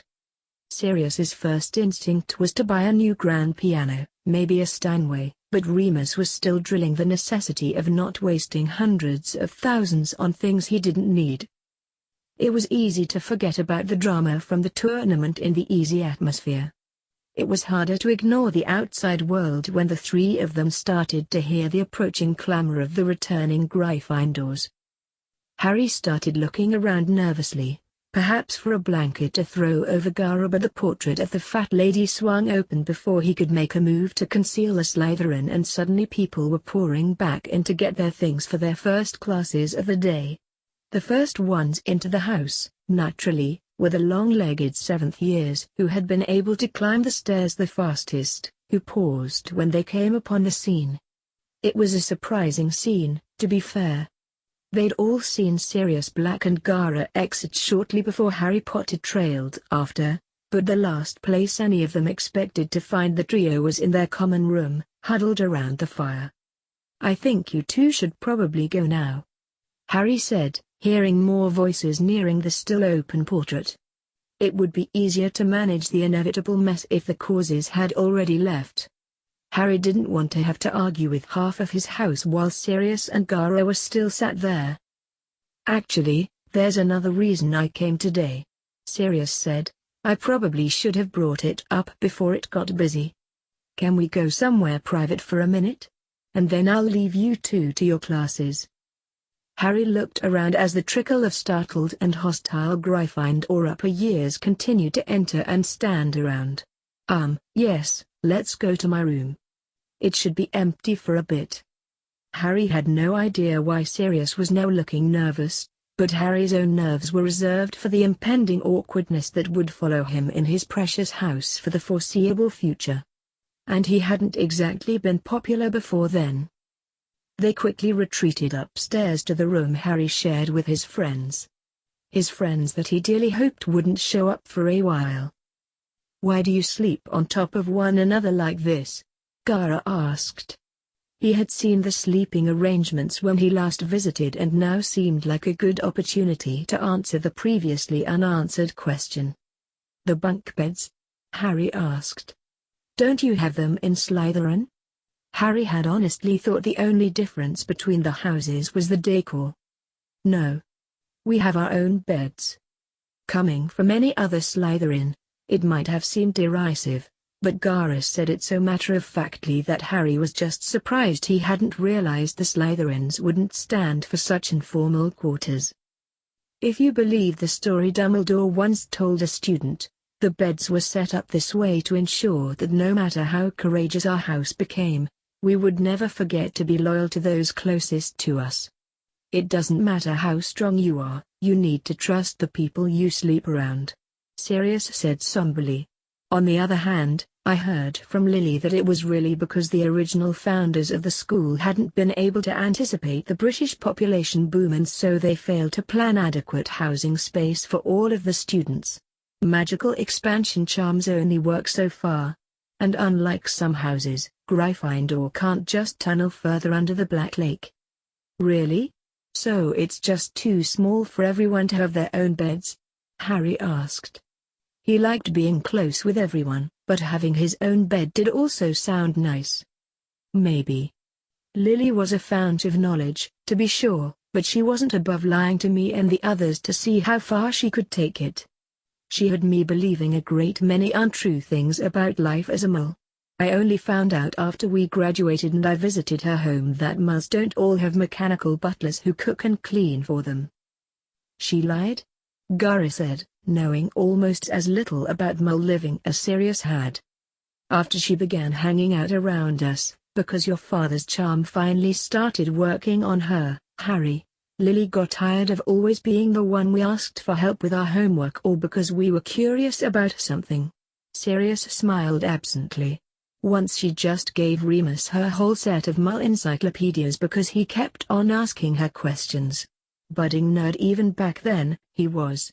So, anyway, she started telling us things that weren't true and when our grades plummeted, we got the message and stopped asking. Of course, it should go without saying that I just started stealing her homework and copying it after that." "And you got away with it?" Harry asked. "For about a week before McGonagall caught on. I didn't think to change any of the wording or make myself seem less of a prodigious genius." "What did my mum?" "You had something important to discuss." Gaara cut Harry off forcefully. Gaara had nowhere else to be right now, but he knew they would be ejected from the house soon and then he would have to wait until the next time Sirius visited to find out what this was about. And that meant Sirius would be visiting again. Harry could not hide his disappointment at the interruption, but Sirius sighed and said, "No, you're right. We don't have long and this does need to be said. Things are in motion and it wouldn't do for it to come as a surprise later down the line. If Harry hadn't already been perched on the edge of his seat from his excited conversation about his parents, the mounting suspense would have driven him there. The truth is, and Remus said I probably should have clued the pair of you in earlier, is that. Sirius swallowed thickly. I'm currently trying to adopt the two of you. Sirius seemed to gain some momentum, because after those words left his mouth, before either of the listeners could react, he carried on. I realize that, before this goes any further, I should make sure you're both okay with it. Sirius's realization had come after 6 or 7 lectures from Remus on the subject. Even if it weren't permanently stuck to his wall, Sirius knew there was no point in removing his mother's portrait since Remus was doing such a good job filling her shoes lately. He had all but threatened to impose a curfew on Sirius after he had gone out for a quick pint and come back 27 hours later. It wasn't like Sirius hadn't offered to take Remus with him. I've filed paperwork with the ministry but Fudge and his grunts don't know anything about it. He couldn't do anything about it now, anyway. But eventually they'll send someone to talk to you two, to make sure you're okay with it, and that you wouldn't mind being adopted. Harry was just lucky he hadn't slipped entirely out of his seat. He felt numb. Like a cold dread had slivered into his veins. If this wasn't real, if it turned out to be another happy dream like he'd had 1,000 times in his childhood at the Dursleys, and many times since, he didn't think he could take the disappointment. The possibility, however remote now that it had happened in front of him, that this wasn't really happening, scared Harry more than 100 true wizard tournaments. Why are you sure? Harry needed to allay that paranoid fear first. Am I sure? Are you kidding? I've never been so sure of anything. Sirius laughed. I'm just sorry I'm late in doing it. Sirius sobered a smidge. I should have done years ago. Would I get to live with you? It would be a shame if not, but Harry would still dearly love for Sirius to adopt him. Just to know he was wanted. Until you grow up and leave me for someone better. But you'll still have to come back and look after me in my old age. With the things I've done to my body, and will continue to do to it, I won't be aging gracefully, you can be sure of that.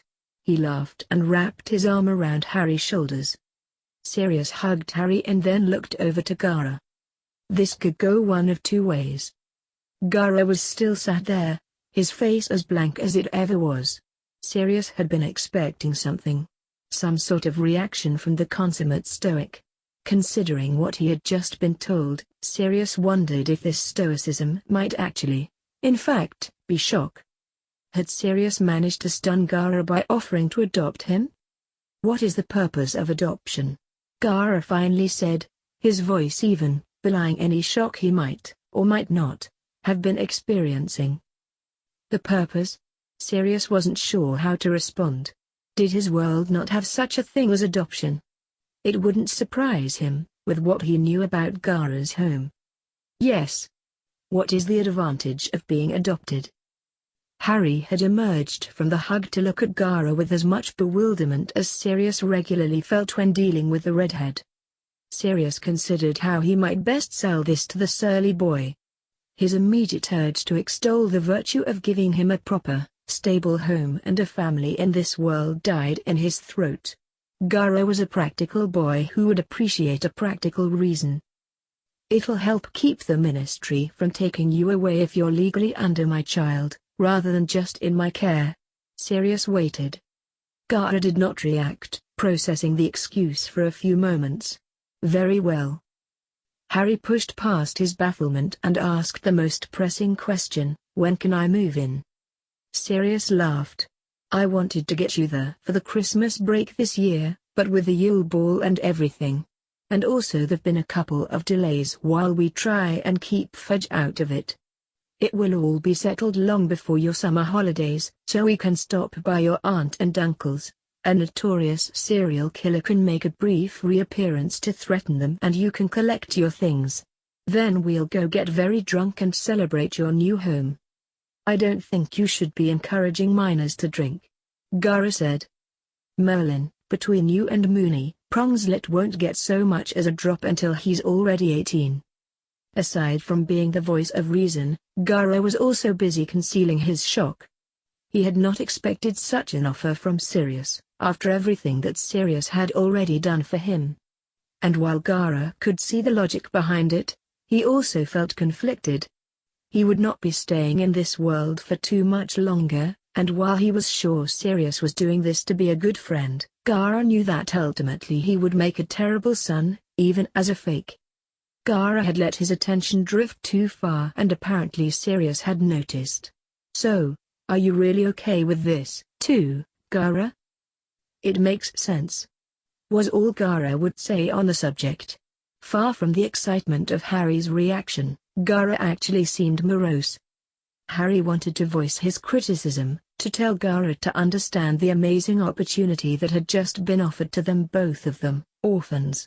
Gaara was probably just pretending he wasn't bothered because he wanted to look like he didn't need anyone, which made Harry wonder how Gaara could stand to hang around Mr. I'm telling my father. Right. Sirius wanted to talk this through with each of them properly, but time was running short, so it would have to wait until he could visit them again. Jokes aside, he knew he would be barred from visiting entirely if he abused McGonagall's accommodating nature, so he would probably have to wait a while. If he gave in to his impulses, he would have visited every day. Remus said he needed a hobby. As if that unemployed layabout could talk. The Ministry, the bits that Fudge has his fat little fingers in, anyway, shouldn't be able to do anything to stop this from going through, but don't tell anybody about it. I don't want to tempt fate after it's given me such a kicking over the years. Of course, Harry said, and Gaara nodded. Both of them were already formulating how they would immediately tell their best friends. For Harry, he just wanted to share the amazing news with people who would share his excitements. For Gaara, he needed help in understanding the emotional fallout of this. Potter was clearly experiencing a significant emotional reaction to this news, and Gaara wondered if he was supposed to be feeling something too. Good. In that case, all that there's left to do is wait for the interviews, a home study, and then more paperwork. I've worn down 3 quills just from filling out forms so far, Sirius said. When he noticed Harry's smile droop a little, Sirius hastened to add, but I would happily ruin a dozen more of my father's precious antique quills to make this happen. The door opened and Ron stumbled in, understandably shocked to see Gaara and Sirius Black standing next to Harry in their bedroom. Apparently the upper years thought it would be funnier to let the youngest Weasley boy stumble upon the meeting without any fair warning. What the bloody hell are you doing in here? Whether Ron was talking to Gaara or Sirius was unclear, but it didn't really matter. Oh, Ronald, sorry to intrude. We were just leaving, Sirius said pleasantly. He was still living in fear of Molly finding out he had broken Ron's leg, so he would try as hard as he could to keep the peace. I'll walk you out, Harry was quick to offer, resentful that the moment had been interrupted, and because it had been Ron who had been acting off for too long to be excused entirely. No, thank you, Harry. Sirius smiled. You'd best start getting ready for your lessons. I would hate for anybody to get the impression that I don't place the highest priority on schooling. That wasn't a convincing lie. Gaara called him out. Sirius laughed and slung an arm around Gaara's tiny shoulders, ignoring the tensing that instinctively followed. Gaara can show me the way. It's on the way to the dungeons anyhow. You know the way to the exit. Gaara craned his neck to look up at Sirius, who had still not removed his arm. It's a figure of speech, Gaara, Sirius said, guiding Gaara to the door. I'll see you again soon, Harry. In the meantime, don't lose heart, whatever happens. I believe in you and know you will do fine. Just do your best and accept any help that's offered. Thank you, Harry said, for everything. Sirius smiled once more and finally removed his hand from Gaara's shoulder to give him a gentle push out the door. Through the bewildered and hostile Gryffindors, Sirius marched behind Gaara all the way down the castle to the ground floor. I'd like to continue with you, but I know for a fact that Snivellus wouldn't be as forgiving about letting outsiders into his house as I'm sure McGonagall will be. That would be sure to bring up unpleasant memories for the greasy-haired bat." Gara did not say anything. "I want to talk to you more about this, about what I am doing, but this isn't the time or the place. Please just believe me when I say that I only want to do what's best for you. And I think giving you somewhere you can call home permanently will do that. As long as you're here anyway," Sirius said. "And as for the tournament, I hope you feel you can tell me the truth someday too." Sirius moved straight in and gave Gara a proper hug before Gara could think to dodge or block the attempt. He didn't want to make Gara uncomfortable, as he knew human contact made him, but sometimes expressions of caring needed to be shown rather than spoken. "Stay well, Gara. And write back to me next time, otherwise I really will be visiting again soon. I'll get a job teaching here if I have to." Sirius walked out, heading towards Hogsmeade for a quick morning drink before going home to his liquor cabinet. And Remus said he didn't have a hobby. Gara was 15 minutes late for herbology, but he didn't bother giving an excuse. Professor Sprout pretended not to notice, having seen the beginning of the unfolding drama in the Great Hall at breakfast, and she felt she could make an exception this once. Draco, conscious of the prying eyes all around them, tried to discreetly ask about what had transpired, including the rumors that Gara had been hanging around the Gryffindor common room with his feet up. Gara refused to answer the inquiries in company. That evening, Draco was predictably dramatic when Gara broke the news. Draco started right off on the history of individuals being adopted into the old purer blood families, particularly the Blacks. It was rare but not without precedence, usually to ensure the family name continued when the main branch had only sired daughters. After all, to a family like the Blacks, nobody would think twice about a stepbrother and sister marrying.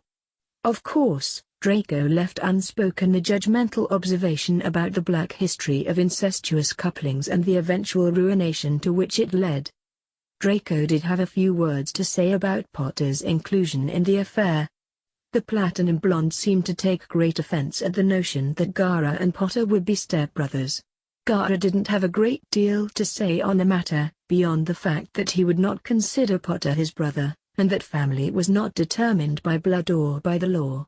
Draco could not understand the sentiment behind the statement and wondered if it might have been another cultural barrier, their divergent understandings of the term family.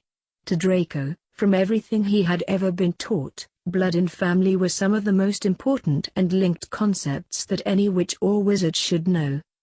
Gara noticed Draco calmed considerably when he realized they would be step-cousins. Gara wisely decided not to mention how far removed they would be, nor how little such a relation really meant, not when Draco's mind was focusing on the importance of establishing Gara properly in society if he were to be the legal son of the last scion of the Black family. The eldest son too, come to think of it.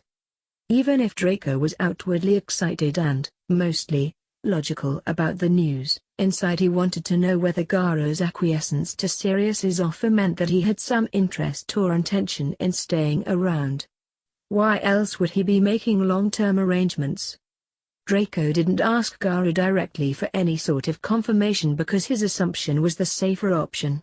If he asked and Gara answered, there was a real, and probable, chance that this did not mean what Draco hoped it meant, and he would rather hide inside his delusion while he could, rather than know for sure that Gara would, in all likelihood, not remain. Gara remained engaged in the conversation for all of 3 minutes before it grew tiresome for him and he moved on to reading his latest book, just as Draco started lecturing him on refining his downright crude manners, as well as the political advantages of being a member of the purer blood elite, even if only by adoption. The Golden Trio were just as excited as Harry was, but Ron and Hermione did try to add a note of caution to Harry's uncharacteristically good mood, which practically had him bouncing in place. Hermione had warned Harry to be careful of Sirius's immaturity, mostly because she was not convinced of Harry's own maturity and she did not think it would be fair for Professor Lupin to have to keep an eye on both of them. Ron, on the other hand, was focused on the other salient fact, that Gara would be joining the family also. Ron warned Harry that, living under the same roof as Gara full-time, Harry would be lucky to make it out alive. Then an argument broke out, with Hermione defending Gara, Harry defending his ability to take care of himself, and Ron taking the side of keeping his friends alive, even if one of them was lying about not entering the tournament. Eventually the three decided to focus on the positive of Harry's adoption by someone who cared about him and that he would never have to set eyes upon Privet Drive ever again. He would quite happily sacrifice the handful of discards and other assorted rubbish that had been graciously given to him if it meant he never had to go back. When Sirius had returned that afternoon, it had been to find a letter waiting neatly on a silver-embossed butler's tray, presumably set out by Gregor after the Morning Post.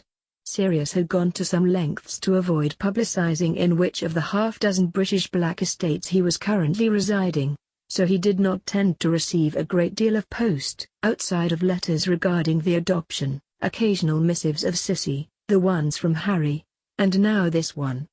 Clearly Gara's handwriting.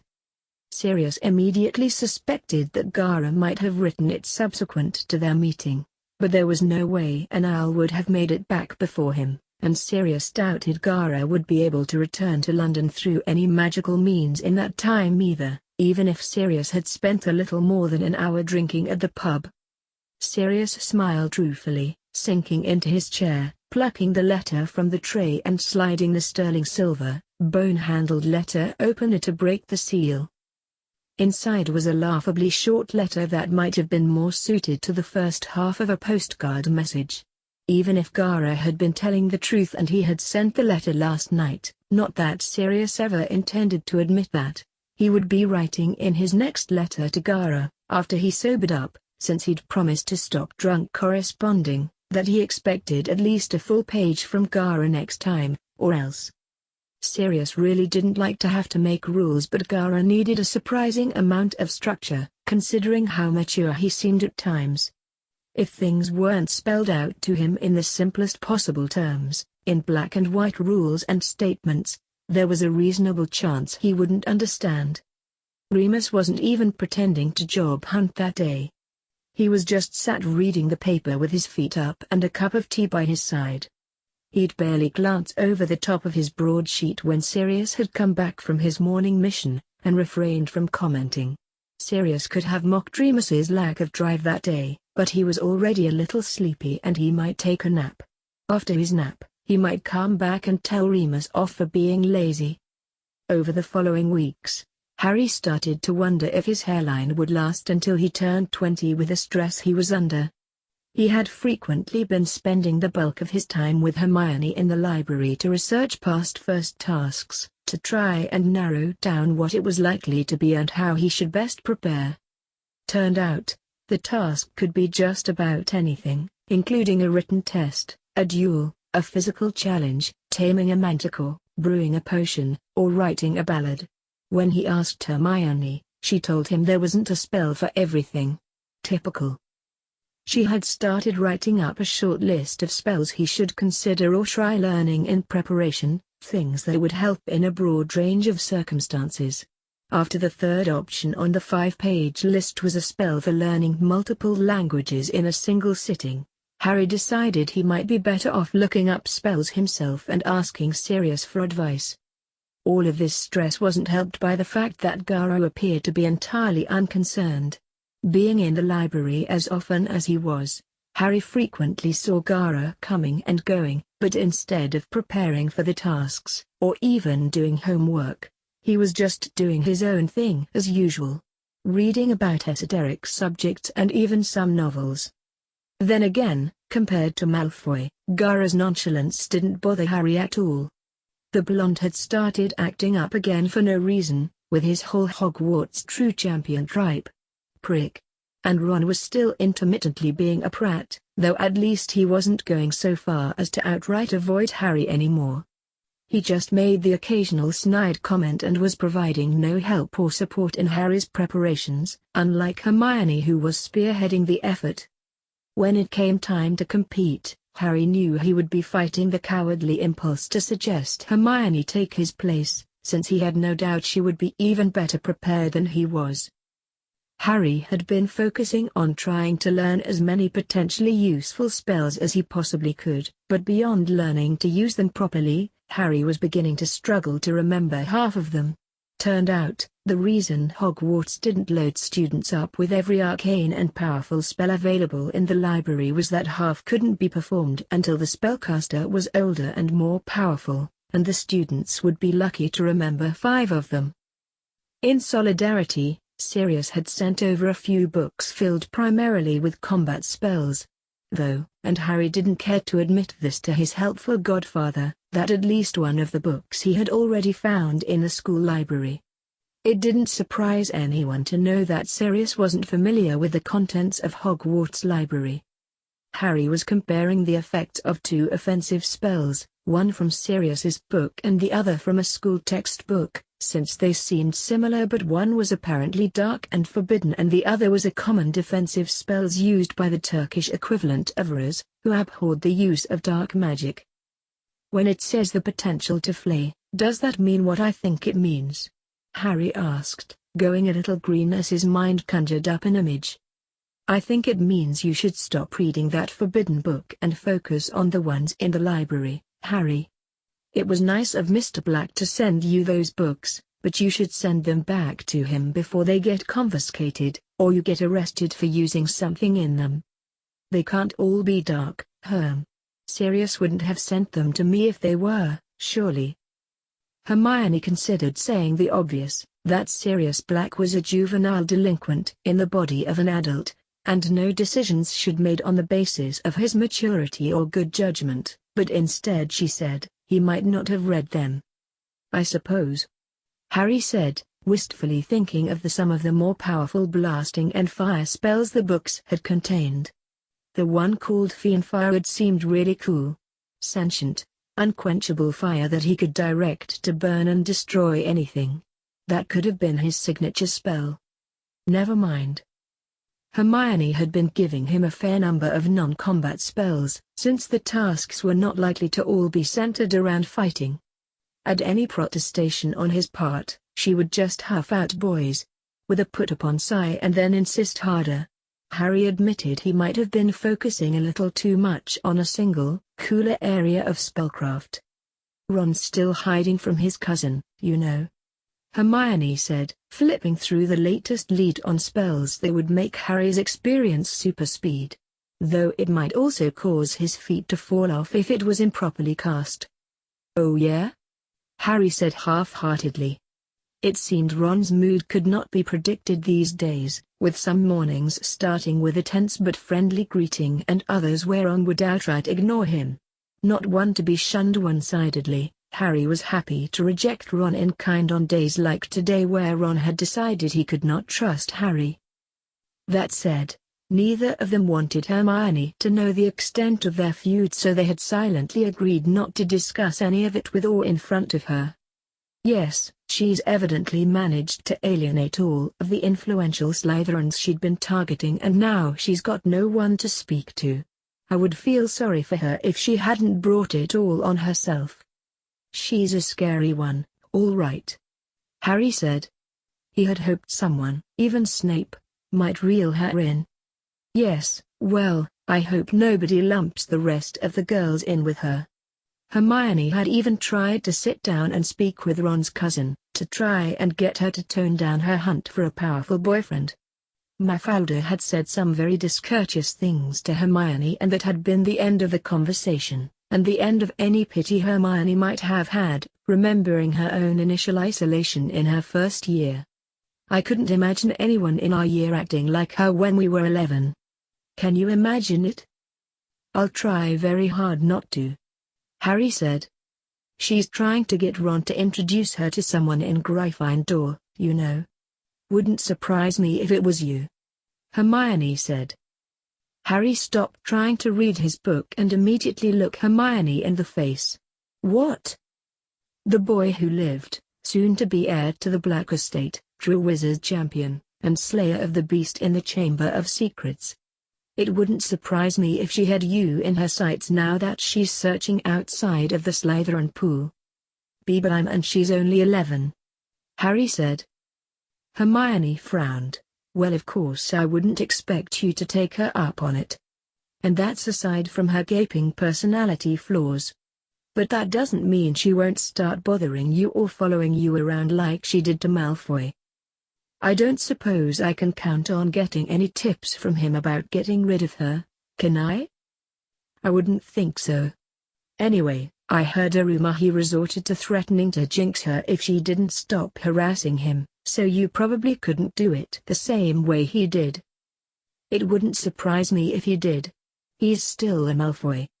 Harry would admit that the antagonism between him and Malfoy had settled quite a bit in the last year or so.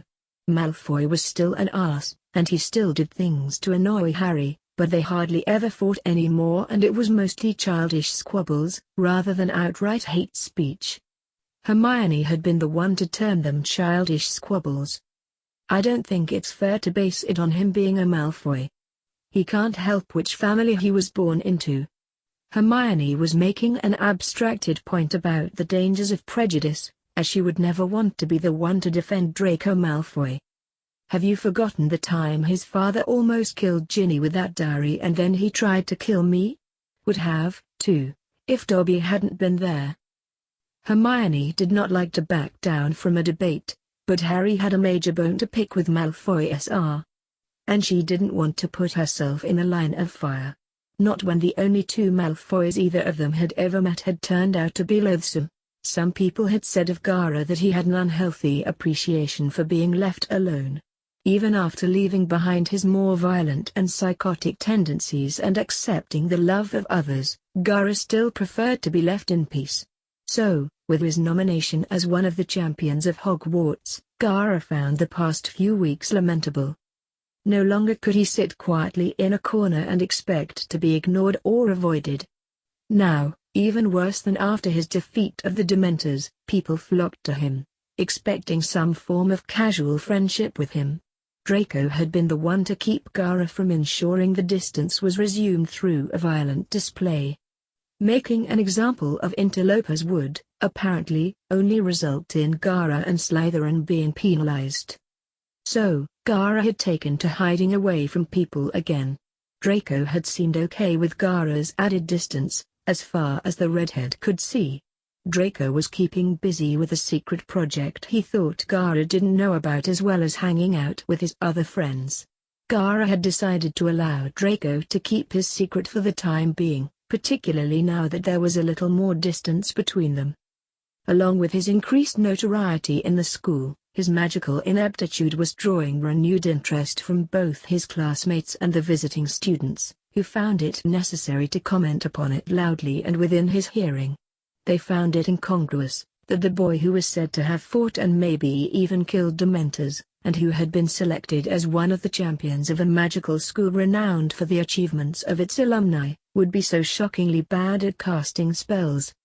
Gara had struggled casting spells since he arrived, with one theory being that he was unable to adequately throttle the volume of magic he was delivering into each spell, causing half of them to explode. Draco had given him a great deal of help, with extra tips and help practicing them, so that, while he was still at the bottom of the passing margin in his classes, he did still manage to pass them. With Draco otherwise engaged, Gara had to approach the only other person he could rely upon in the school to help him, without leading to other headaches, like with asking Granger, or any of the dozens of people who tried to insinuate themselves with him every day. Luna was more than happy to help him practice, both for the social aspect as well as for her academic curiosity over the cause of his difficulties. She had been dedicating this year at Hogwarts to learning about the nature of magic, which was, as it sounded, a lot trickier than most would be to delve into. For instance, she had started her journey of discovery with a series of apparently enlightening Norse poems that she said had enumerated some of the less tangible concepts of magic. When she had tried reading them for Gara, He stopped her after 6 Norwegian stanzas since he felt he knew less about the nature of magic than when he had started. Luna was, sadly, not much better as an instructor than Draco was, but they were each deficient in different ways. While Draco was unsympathetic and impatient, Luna was too easily sidetracked and obsessed by the irrelevant theory of spells. Gaara only needed help in casting. Still, she did a great deal to help him keep up with his peers. It was during one of these practice sessions that Luna realized she was just as tall as Gaara was. Being one of the shorter girls in her year, which was the one below Gaara's, it was surprising to find them perfectly eye to eye. Interesting as this observation was, even Luna knew better than to actually mention it to him. Still, it was a perfectly strange effect of Gaara being in this world, she thought. However, sadly, there was almost nothing she could read on the subject that might offer any insight. Luna had started a journal to note down some of her research findings and observations about Gaara, ciphered in an impenetrable code, in case she ever wanted to publish a paper about his experiences. But she couldn't share a word of it while Gaara was still here, hiding his origins. Gaara thought there might be someone hiding around the corner when he approached, but his sand did nothing to prevent them from grabbing the shoulder of Gaara's robe and pulling him aside and throwing him against the wall. It cushioned what might have been a jarring impact with the wall, but otherwise it did not seem to think this represented an attack.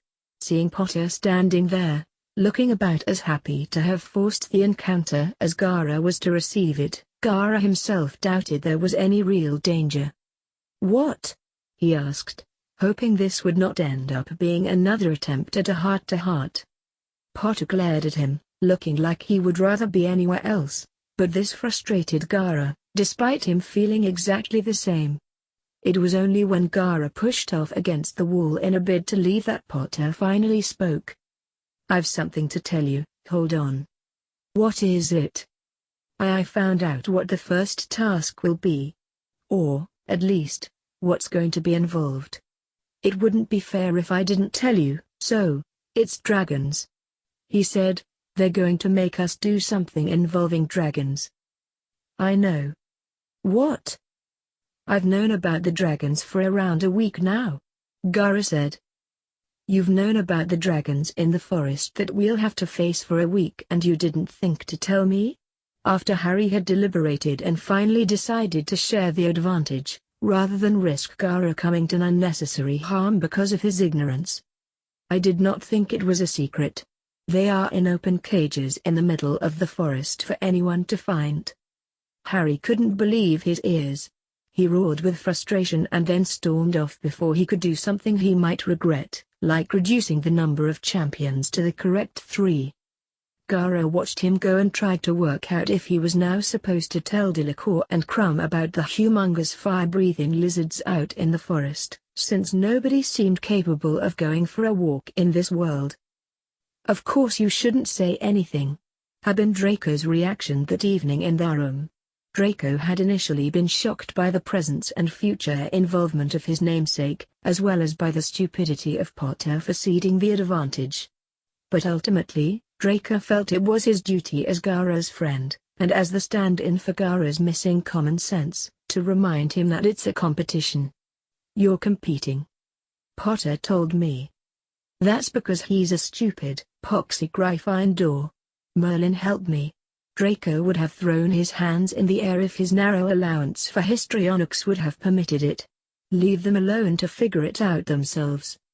Gaara thought it was a little unfair to exclude the other 2 champions like this, and tournaments like this were supposed to be fair, but being a shinobi, Gaara was used to ignoring any such notions of fair play when needed.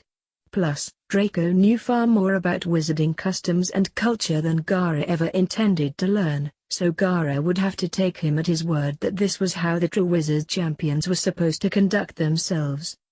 Speaking of how to act in the tournament, Luna asked, in their next practice session in the Forbidden Forest, what Gaara's strategy for the first task was going to be.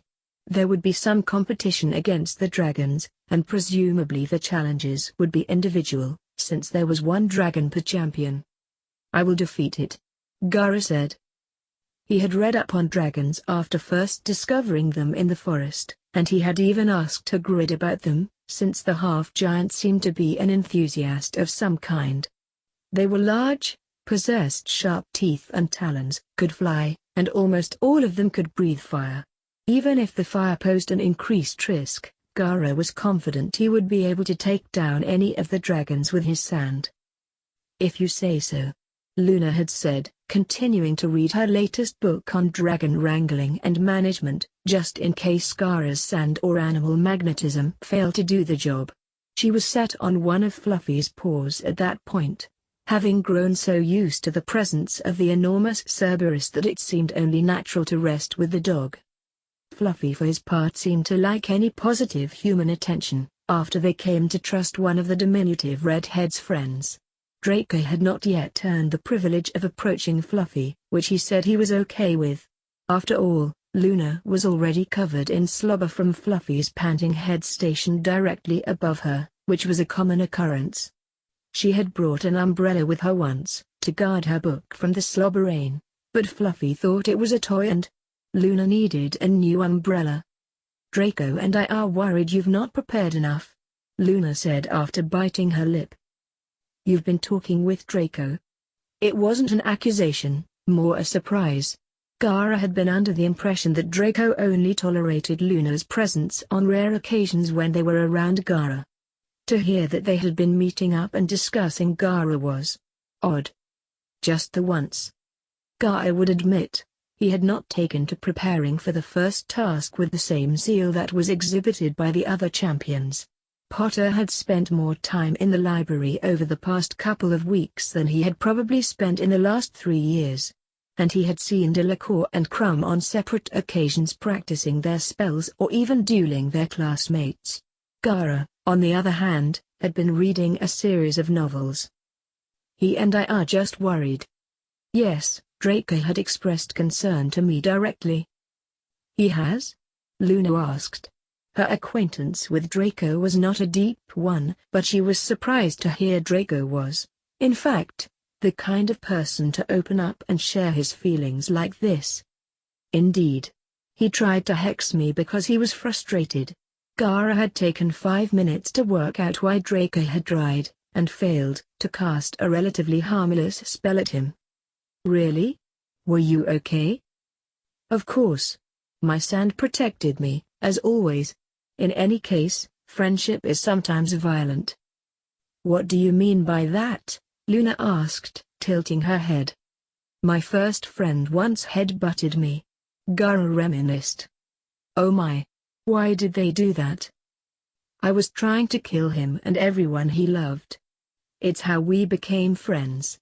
It was admittedly a rather abridged recounting of the Konosuba War, but it contained the most important parts. "Right. After that, he sometimes used to throw rocks at me when we met." "He threw rocks at you? Are you sure you were friends?" "Yes. He knew they would not hit me. My sand protects me absolutely. He was also an idiot. There could be no more apt description." "He sounds like a bully to me." "No, he was the only one who would make fun of me. He treated me like a person, an equal. It was nice. And he stopped throwing things at me eventually." "Why did he stop?" "I started throwing things back at him. Of course, instead of pebbles and twigs, what Gaara threw back at him were large clods of sand. Draco is my friend, he is not afraid of me." "Well, I'm not afraid of you either, but I won't throw hexes or rocks at you," Luna said quickly. "Thank you," Gaara replied. Luna was very kind to him, but Gaara was becoming suspicious that this latest kindness might have been motivated by Luna's obsessive desire to spend time with Gaara in his transformed state on the full moon, which happened to be that night. After last month's unpleasantness, Draco had made Gaara promise to not resist the transformation again. It had nearly killed them both, and, even if Gaara believed there was a chance that a subsequent month might have changed the circumstance, Gaara was willing to keep his promise this time and just transform.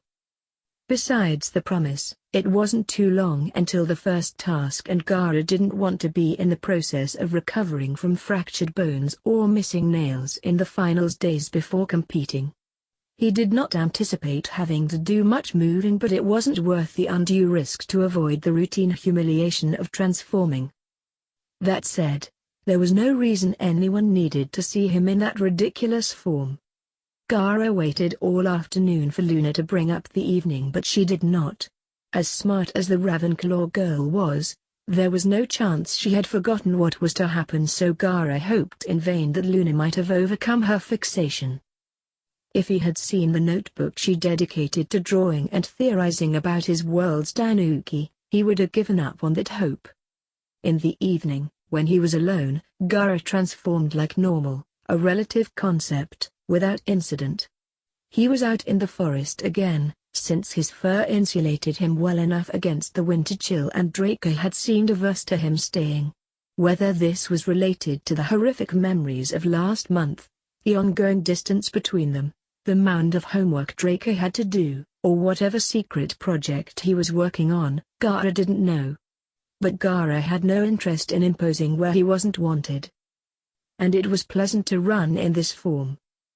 Not long after the full moon, over halfway through November, Gaara was suffering under the noxious miasma of Snape's latest round of potions torture, which Gaara suspected had been planned at least in part to make him feel nauseous, when he was rescued from the latter half of the lesson by a boy, apparently called Colin Creevey. The nervous-looking boy had knocked on the classroom door, and Gaara could not tell whether he had seemed more frightened by Snape's furious approach, or Gaara's more placid one.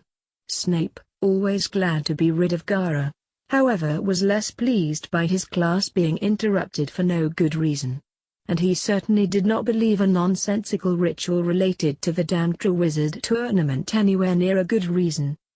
The momentary pleasure of terrifying the uncharacteristically meek Gryffindor could not last, though, so as soon as the Creevey boy had requested both Potter and Gaara, Snape ordered them both out of his laboratory like it had been his idea in the first place. Harry had jumped to his feet when Snape shouted his name, a habit developed after years of persecution in that very classroom, and came at once to the door. Gaara was more sedate, never one to be beckoned like a dog. "You are to go with Mr. Creevey," Snape said, about as civilly as he ever addressed either of them. "One of your classmates will share with you the homework assignment following today's lesson. You will write double the length, to make up for the missed lesson." "But sir," Harry tried, but Snape had somehow maneuvered them to stand outside the doorway during his short speech, and then promptly slammed the door in their faces as Harry tried to protest that he did not want to be involved in the tournament. Gaara had no such excuse, and he did not mind so much having to write extra homework for the lesson if it would help him escape the laboratory. It would be like when he had skipped potions entirely last year and had devoted the time instead to self-study. Harry didn't dwell on Snape's eternal hatred of him, having accepted it as a foregone conclusion in his third year. Instead he turned to Colin to see where they had to go. Colin was petrified. Here were the boy he admired and the boy he feared standing right in front of him. After the silence drew on, Harry cleared his throat, hoping that might prompt Colin while causing the least embarrassment. "Oh, right, yes, of course," he started. "Professor McGonagall sent me to fetch you, and bring you to Dumbledore's office." Colin glanced at Gaara and stumbled out, "Professor Dumbledore, that is." Gaara raised an invisible eyebrow. Did this boy think he minded that informality? Strange. "Sure, Colin. Lead the way," Harry said with a smile. He was a bit twitchy, but Colin was a good guy. "Yes, sir," Colin said, before blushing and clarifying, "I mean, yes, Harry. Yes. Let's. Follow me." He seemed to lose some steam at the end. They started the climb through the castle, Harry already wishing he had been taking a lesson on a higher floor before this summons. He was an athlete, as much of an athlete as could be found in the wizarding world, but even Harry knew his thighs would be burning by the time they had climbed the dozens of staircases to get to Dumbledore's office near the top of the castle. If they had been sent for, they couldn't dilly-dally or take their time. Harry was about to make a commiserative comment to Gara walking beside him, but then he remembered that they weren't friends and Gara strangely always seemed impervious to the unavoidable lethargy that came with puberty. In fact, despite Gara's increasingly apparent stunted growth and petite frame, he was actually very physically able. It might explain some of the otherwise inexplicable confidence Gara displayed regarding the tournament. Well, his physical prowess alongside that powerful sand trick of his. Harry had seen a couple of people try to puzzle out the spell last year, and a couple dozen try it this year following the display against the Dementors in the summer. No one had been able to do much more than make little sand tornadoes in their hands, but that had satisfied the majority who only wanted to be able to do just such a trick. Gara had found the entire thing unsettling, like any of the trends that had sprung up around him, but it had faded soon enough when a popular sixth year had switched to a new braided hairstyle and that had diverted their attentions. Harry ended up walking a little ahead, to stride alongside Colin since it was unsettling to be next to Gara for so long without forcing at least some conversation, in which neither of them were inclined to indulge. The downside was that Colin soon forgot his nerves and began to chatter animatedly about the atmosphere in the school. It's electric, among other things. And of course Dennis thinks it's something silly like fighting a chimera, but I reckon it'll be something like an obstacle course or a scavenger hunt, you know. Colin rattled on, almost impossible to stop after he got started. I don't think it's going to be a scavenger hunt, Harry said wistfully. If only. Colin looked at Harry's grimace and tried to think of something to lighten his mood, having heard that Harry Potter wasn't entirely confident about his impending performance in the tournament. Don't worry, Harry. I'm sure you'll do well no matter what it is, he said. After all, you're the real champion for Hogwarts. Colin said this with a smile that lasted all 4 seconds before his own thoughtless statement made him think of the other boy, walking silently 3 feet behind him. Colin glanced behind himself with pantomime fear, as if he honestly believed Gara would be in the process of assassinating him. Gara was still just walking along, looking quite distracted, in fact. Not that Gara would have taken any interest in the comment, had he paid attention to hear it. Don't worry about him. He's actually pretty harmless, Harry whispered. Colin didn't look like he believed him, and Harry wasn't sure he trusted what he had said either. Colin eventually stumbled back to his previous pace alongside Harry and only took half a dozen more frantic glances backwards before he was reasonably convinced that Gara might not have heard him besmirch his champion status. Or, if Gara had heard it, he would hold off on his revenge until Colin had already forgotten about the whole thing, then he would strike. So, do you know what this is about? Harry asked Colin, interrupting his ridiculous train of thought. No. Professor McGonagall just told me to get you for a Triwizard event. Oh. Any ideas, Gara? Harry asked him. Yes. Harry looked at him long and hard, but the way Gara glanced back at him, confusion written all over his face, indicated that the redhead had not meant to be difficult. He was simply an idiot. What do you think this is about? It is the weighing of the wands, on the 21st of November. We were told about it. Not to mention Gara had read about it preceding the first task in just about every book on the Triwizard tournament. That's today? Harry vaguely remembered being told about this ceremony, but compared to the tasks and the tourney and the Yule Ball, it hadn't registered. Yes, Gara said redundantly. Only 5 days until the first task, Colin helpfully added in his excited tone. Harry felt sick.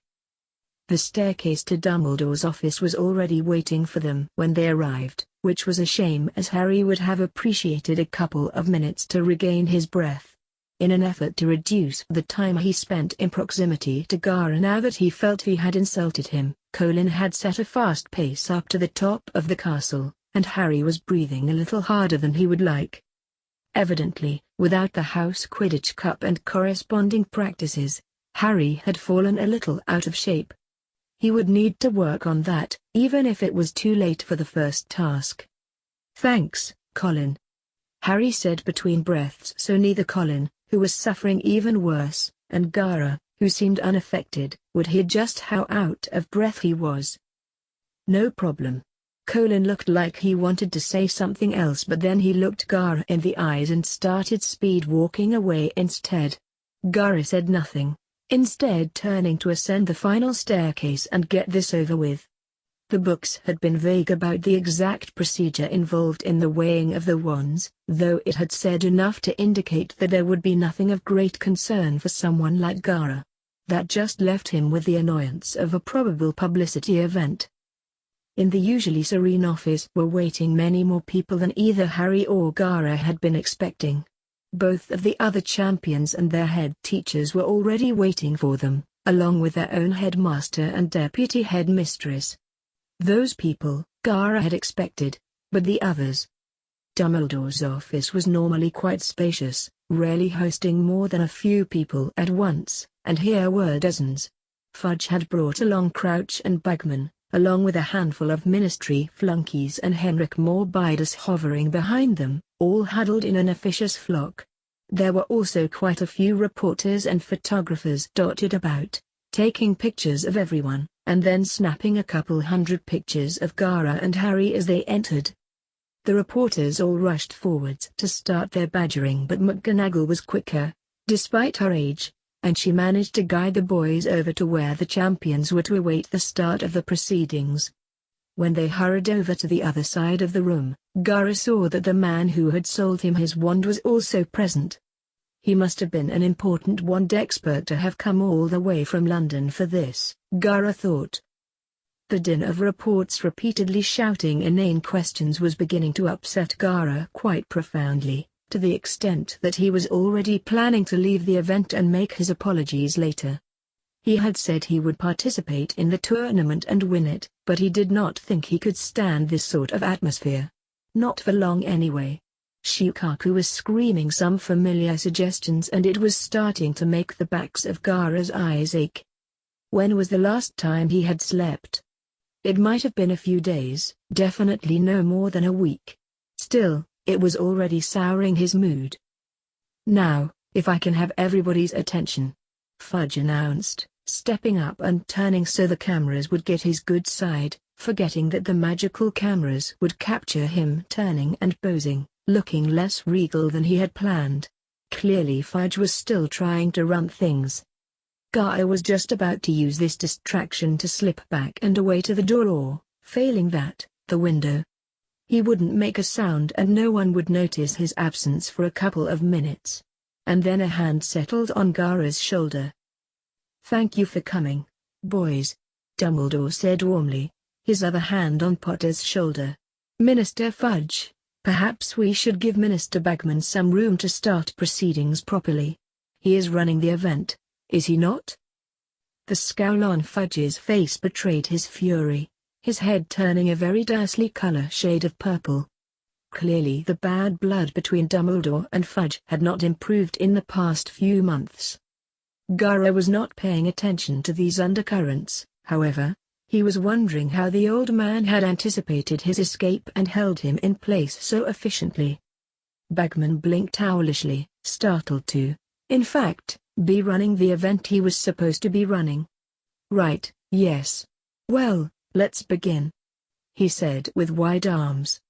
"We're here for the traditional weighing of the wands, which is a ceremony which dates back to the tournament of 1645, after one of the champions in the previous tournament was killed by a faulty wand." Harry blanched at the casual mention of death. Gara couldn't go much paler, but he was now a little more nervous. Of course, the name had indicated that his wand might be inspected a little, but he had hoped to claim it was an old wand that he had received damaged. Instead, the wand salesman might recognize it from last year and call him out on his bald-faced lie. After all, Gara had been intermittently whittling, carving and using his wand as a shoehorn for the past year.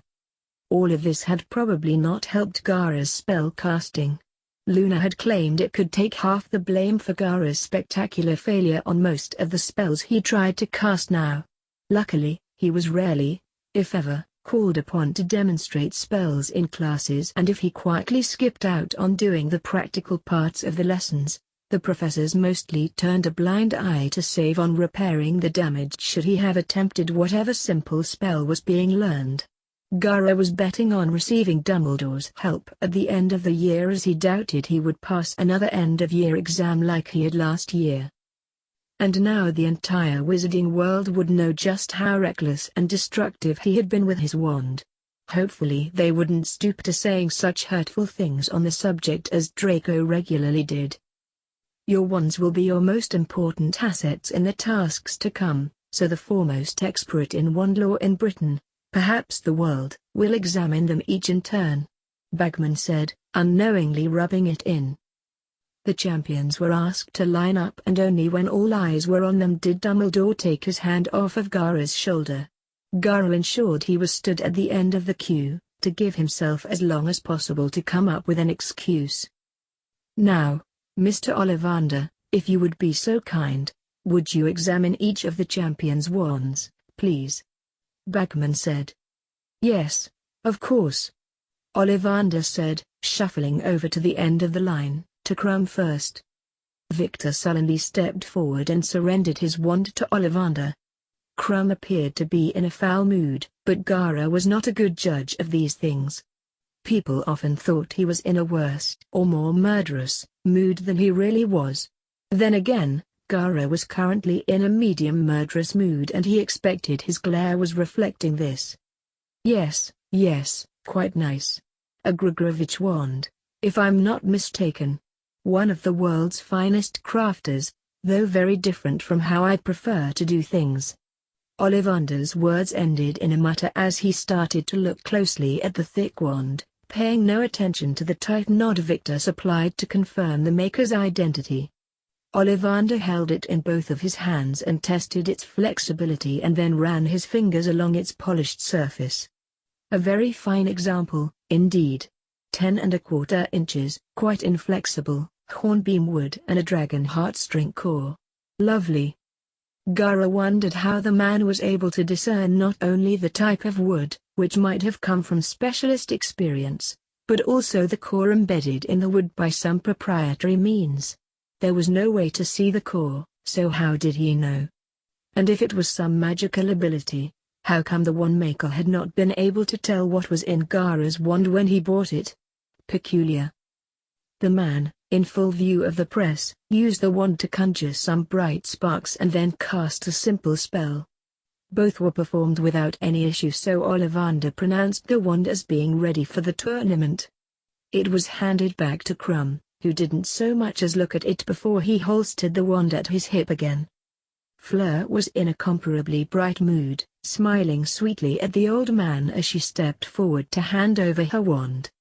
Ollivander smiled sweetly back at her, a sign that he was just as charmed by her as all of the other males in the room, barring Dumbledore, whose expression had not changed at all.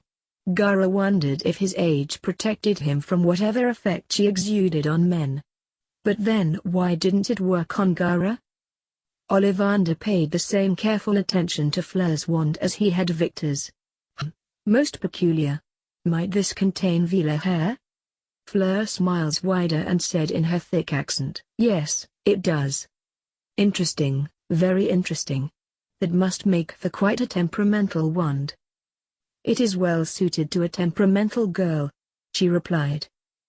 Ollivander blinked and then laughed heartily. Yes, quite right. It was my grandmother's after all. Fleur added. Your grandmother's? He asked, re-examining its polished surface. It's remarkably well kept, in that case. No, the hair was my grandmother's. She gifted it to me so my parents could have the wand made specially. Oh, that's a novel idea. I must ask you more about this. Crouch loudly cleared his throat, startling Ollivander, who had been so focused on the wands as to forget everything and everyone else in the room. Another time, perhaps. He sounded sullen, perhaps rueful of the limited opportunities for such interesting conversations, especially at his advanced age. "Onward, then," he said. "A nice, sturdy 9.5-inch rosewood wand, an elegant example." He cast a shower of sparks and the conjured a bouquet of roses to hand to the beautiful young lady. Fleur smiled demurely, used to the unwanted but ultimately harmless attentions of older men, and accepted her wand and her roses.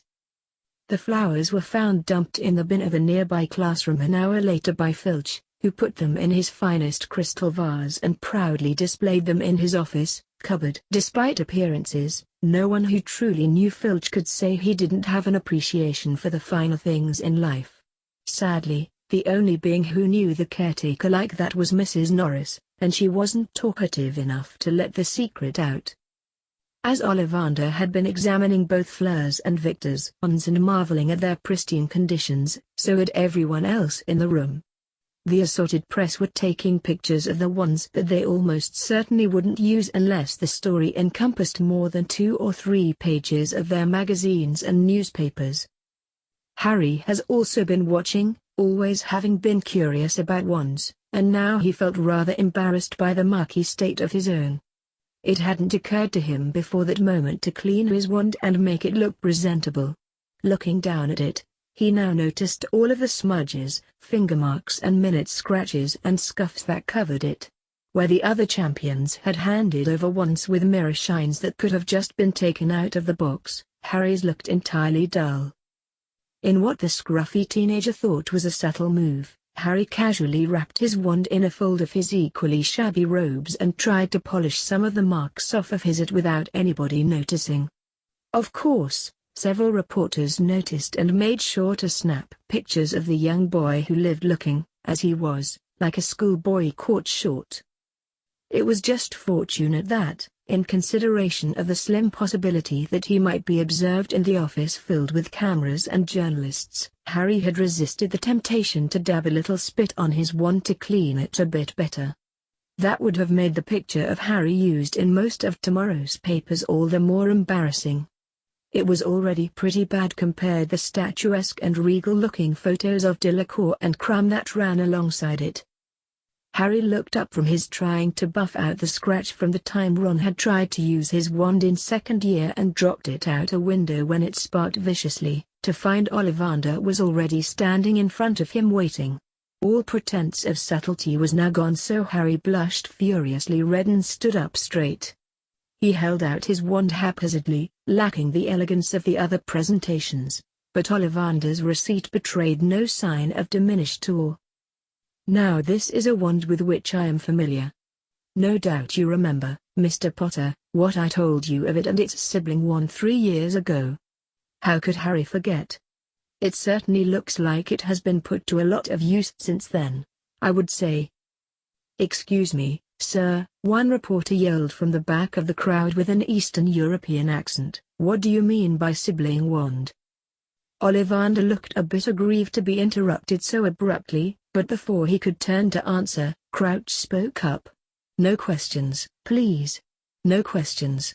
You may address any questions to the champions after the ceremony." "Yes," Ollivander muttered, turning his attention back to Harry's wand. 11 inches of supple Hollywood with a phoenix feather core.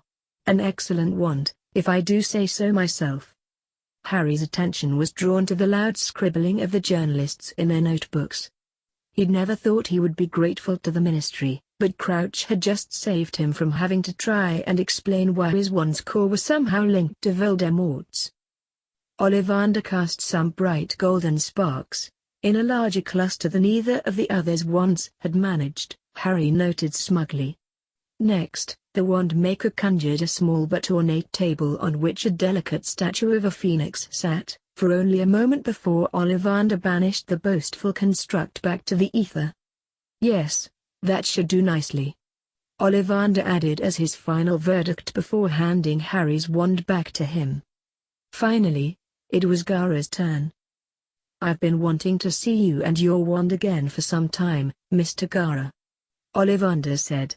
After you were chosen by it, I made it a little project to try and learn a bit more about it and the other antique wands in my shop. Gaara didn't move. Ollivander smiles reassuringly and then held out his hand. Your wand? Gaara still didn't move. It wasn't the most effective tactic for avoiding the impending awkwardness, but it was all Gaara could do without running out of the ceremony, which he now recalled would breach his deal with the headmaster. Ollivander was looking a little confused now, his smile slipping. He looked around nervously and back at Gaara. Your wand, Gaara? Gaara considered lying and saying he hadn't brought it with him, but, beyond the shock this would elicit from the magic folk who seemed abashed whenever anyone misplaced their wand for a week because they'd used it as a bookmark and returned it to the library, Gaara doubted the Hogwarts residents present would believe him. People were starting to anticipate him, to Gaara's consternation. Gaara drew his wand. What happened? Ollivander immediately snatched the wand away and held it up to the light to get a better look at the damage Gaara had wrought. What did you do to it? Is something the matter? Ludo Bagman said, stepping forward to peer around the wand maker and see what the fuss was about. The press were also snapping more pictures of the backs of Ollivander's and Bagman's heads as they looked at the unseen wand. An animal chewed on it. Gaara lied flatly. An animal? Bagman asked, bewildered. Chewed on it? You let an animal chew on your wand?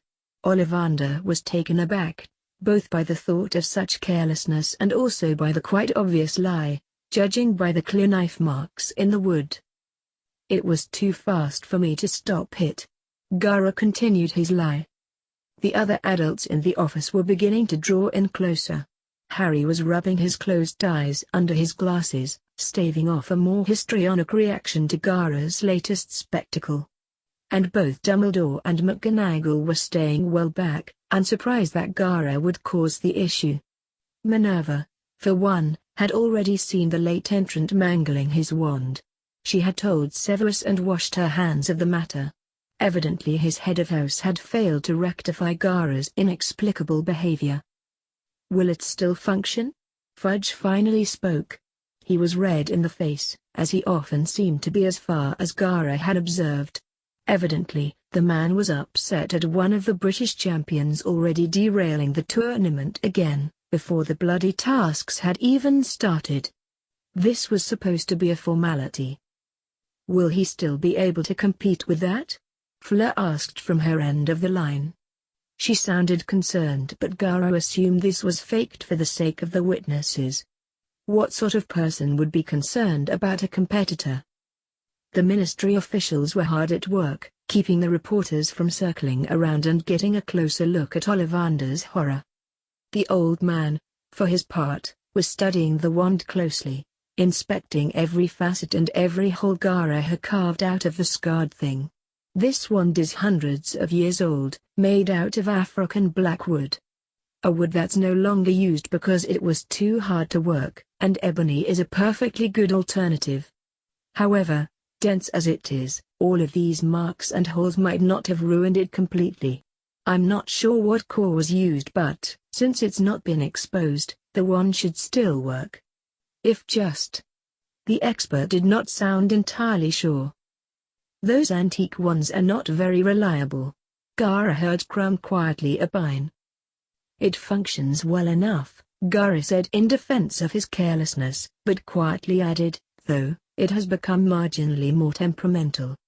But Gaara didn't consider this to be all that important in a tool. Ollivander straightened up a bit and held out the wand. The wand failed to do anything at first, but then a couple of stray sparks shot out and finally Ollivander was able to cast some sparks, though they now came out with a bit more force than was probably intended. After proving it was still at least a conduit of magic, he transfigured a nearby chair into an austere-looking table. I wouldn't dare call it perfect, or even in a reasonable condition, but considering how perilous the task of finding him a suitable wand was in the first place, I believe it will suffice for the moment. With this dubious assurance, and the demand that Gaara come and see him in the summer holidays, Ollivander was finished. Gaara had hoped that this might signal the end of the silly event, but his life was never that convenient. Bagman coughed into his hand to get everyone's attention. As I am sure you will all remember, the weighing of the wands for this True Wizard tournament is where both the champions and the public will also be told the nature of the first task that these 4 brave champions will face in a few days. With the nature revealed, they will be able to hone their strategies and refine their spells ready for the day. Bagman's enthusiasm for all of this seemed uncalled for, Gaara thought. Not least because presumably all of the champions, the Hogwarts staff and the ministry representatives knew about the handful of dragons less than 2 miles from the castle's gate. Plus it was a potentially deadly contest involving school children. For the first task of this True Wizard tournament, he finally addressed the focuses of the event, will be facing dragons. If Bagman had expected a reaction from the teenagers, he would have been sorely disappointed with only Harry's pallor. Indeed, nobody reacted much at all, with the ministry people always looking rather dour and the Hogwarts professors following suit, entirely bemused by the event or the attempts at spectacle surrounding it. Then the dam broke and the reporters went into a frenzy, trying to ask questions and snap pictures of the 4. Apparently the world's press were the last to know about quartet of fire-breathing monsters near the prestigious boarding school. Bagman tried to continue despite the shouting. Now, I can't say exactly what the challenge will be, but there are some rules for the participation that we will disclose ahead of time. Including, that the dragons should not be harmed during the task. This will incur a steep penalty in. He trailed off when he could scarcely hear himself speak. Quiet. Quiet, please. Crouch entreated them. We will be taking questions in a moment. There is still more to be said. Gaara dearly hoped this wasn't about a dress code for the event or some such nonsense. Thank you, Barty. Ludo said. Now, the champions will all be wearing specially designed uniforms for the task, in order to prevent any enchantments or charms from being applied to their clothing. And, of course, the champions may only bring their wands into the task, and they may not receive any help from witches, wizards, or magical creatures outside of the arena during the task. So we can't bring anything else with us? Harry asked. Half of the ideas he and Sirius had been thinking up had necessitated him bringing his firebolt with him. The rule states that when a champion enters the arena for the task, they may only take their wands in with them. Bagman clarified. Good. As it should be. I will only need my wand anyway. Crumb again spike up. This much I had assumed. Fleur added dismissively. It was certainly a cause for concern, but Harry's attention was drawn instead to Gaara, who actually looked frozen. It wasn't his usual stoic nonchalance, Gaara wasn't reacting to anything around him. Now, as was stated earlier at the opening ceremony, tickets will be allocated. As Ludo Bagman droned on about the allocation of tickets to champions, paying guests, students, and the press, as well as the various means by which external parties might arrive at the castle on the day, Gaara's mind was still stubbornly refusing to work on a solution to this latest, disastrous problem. He could bring nothing into the task with him except for a potentially broken wand and the clothes on his back. No sand. Then another thought occurred to the redhead that compounded the impending crisis of the first task. Draco was going to be absolutely insufferable after having told Gaara not to rely exclusively on his sand in the tournament. Maybe if he rescinded Draco's invitation time watch, he'd never find out?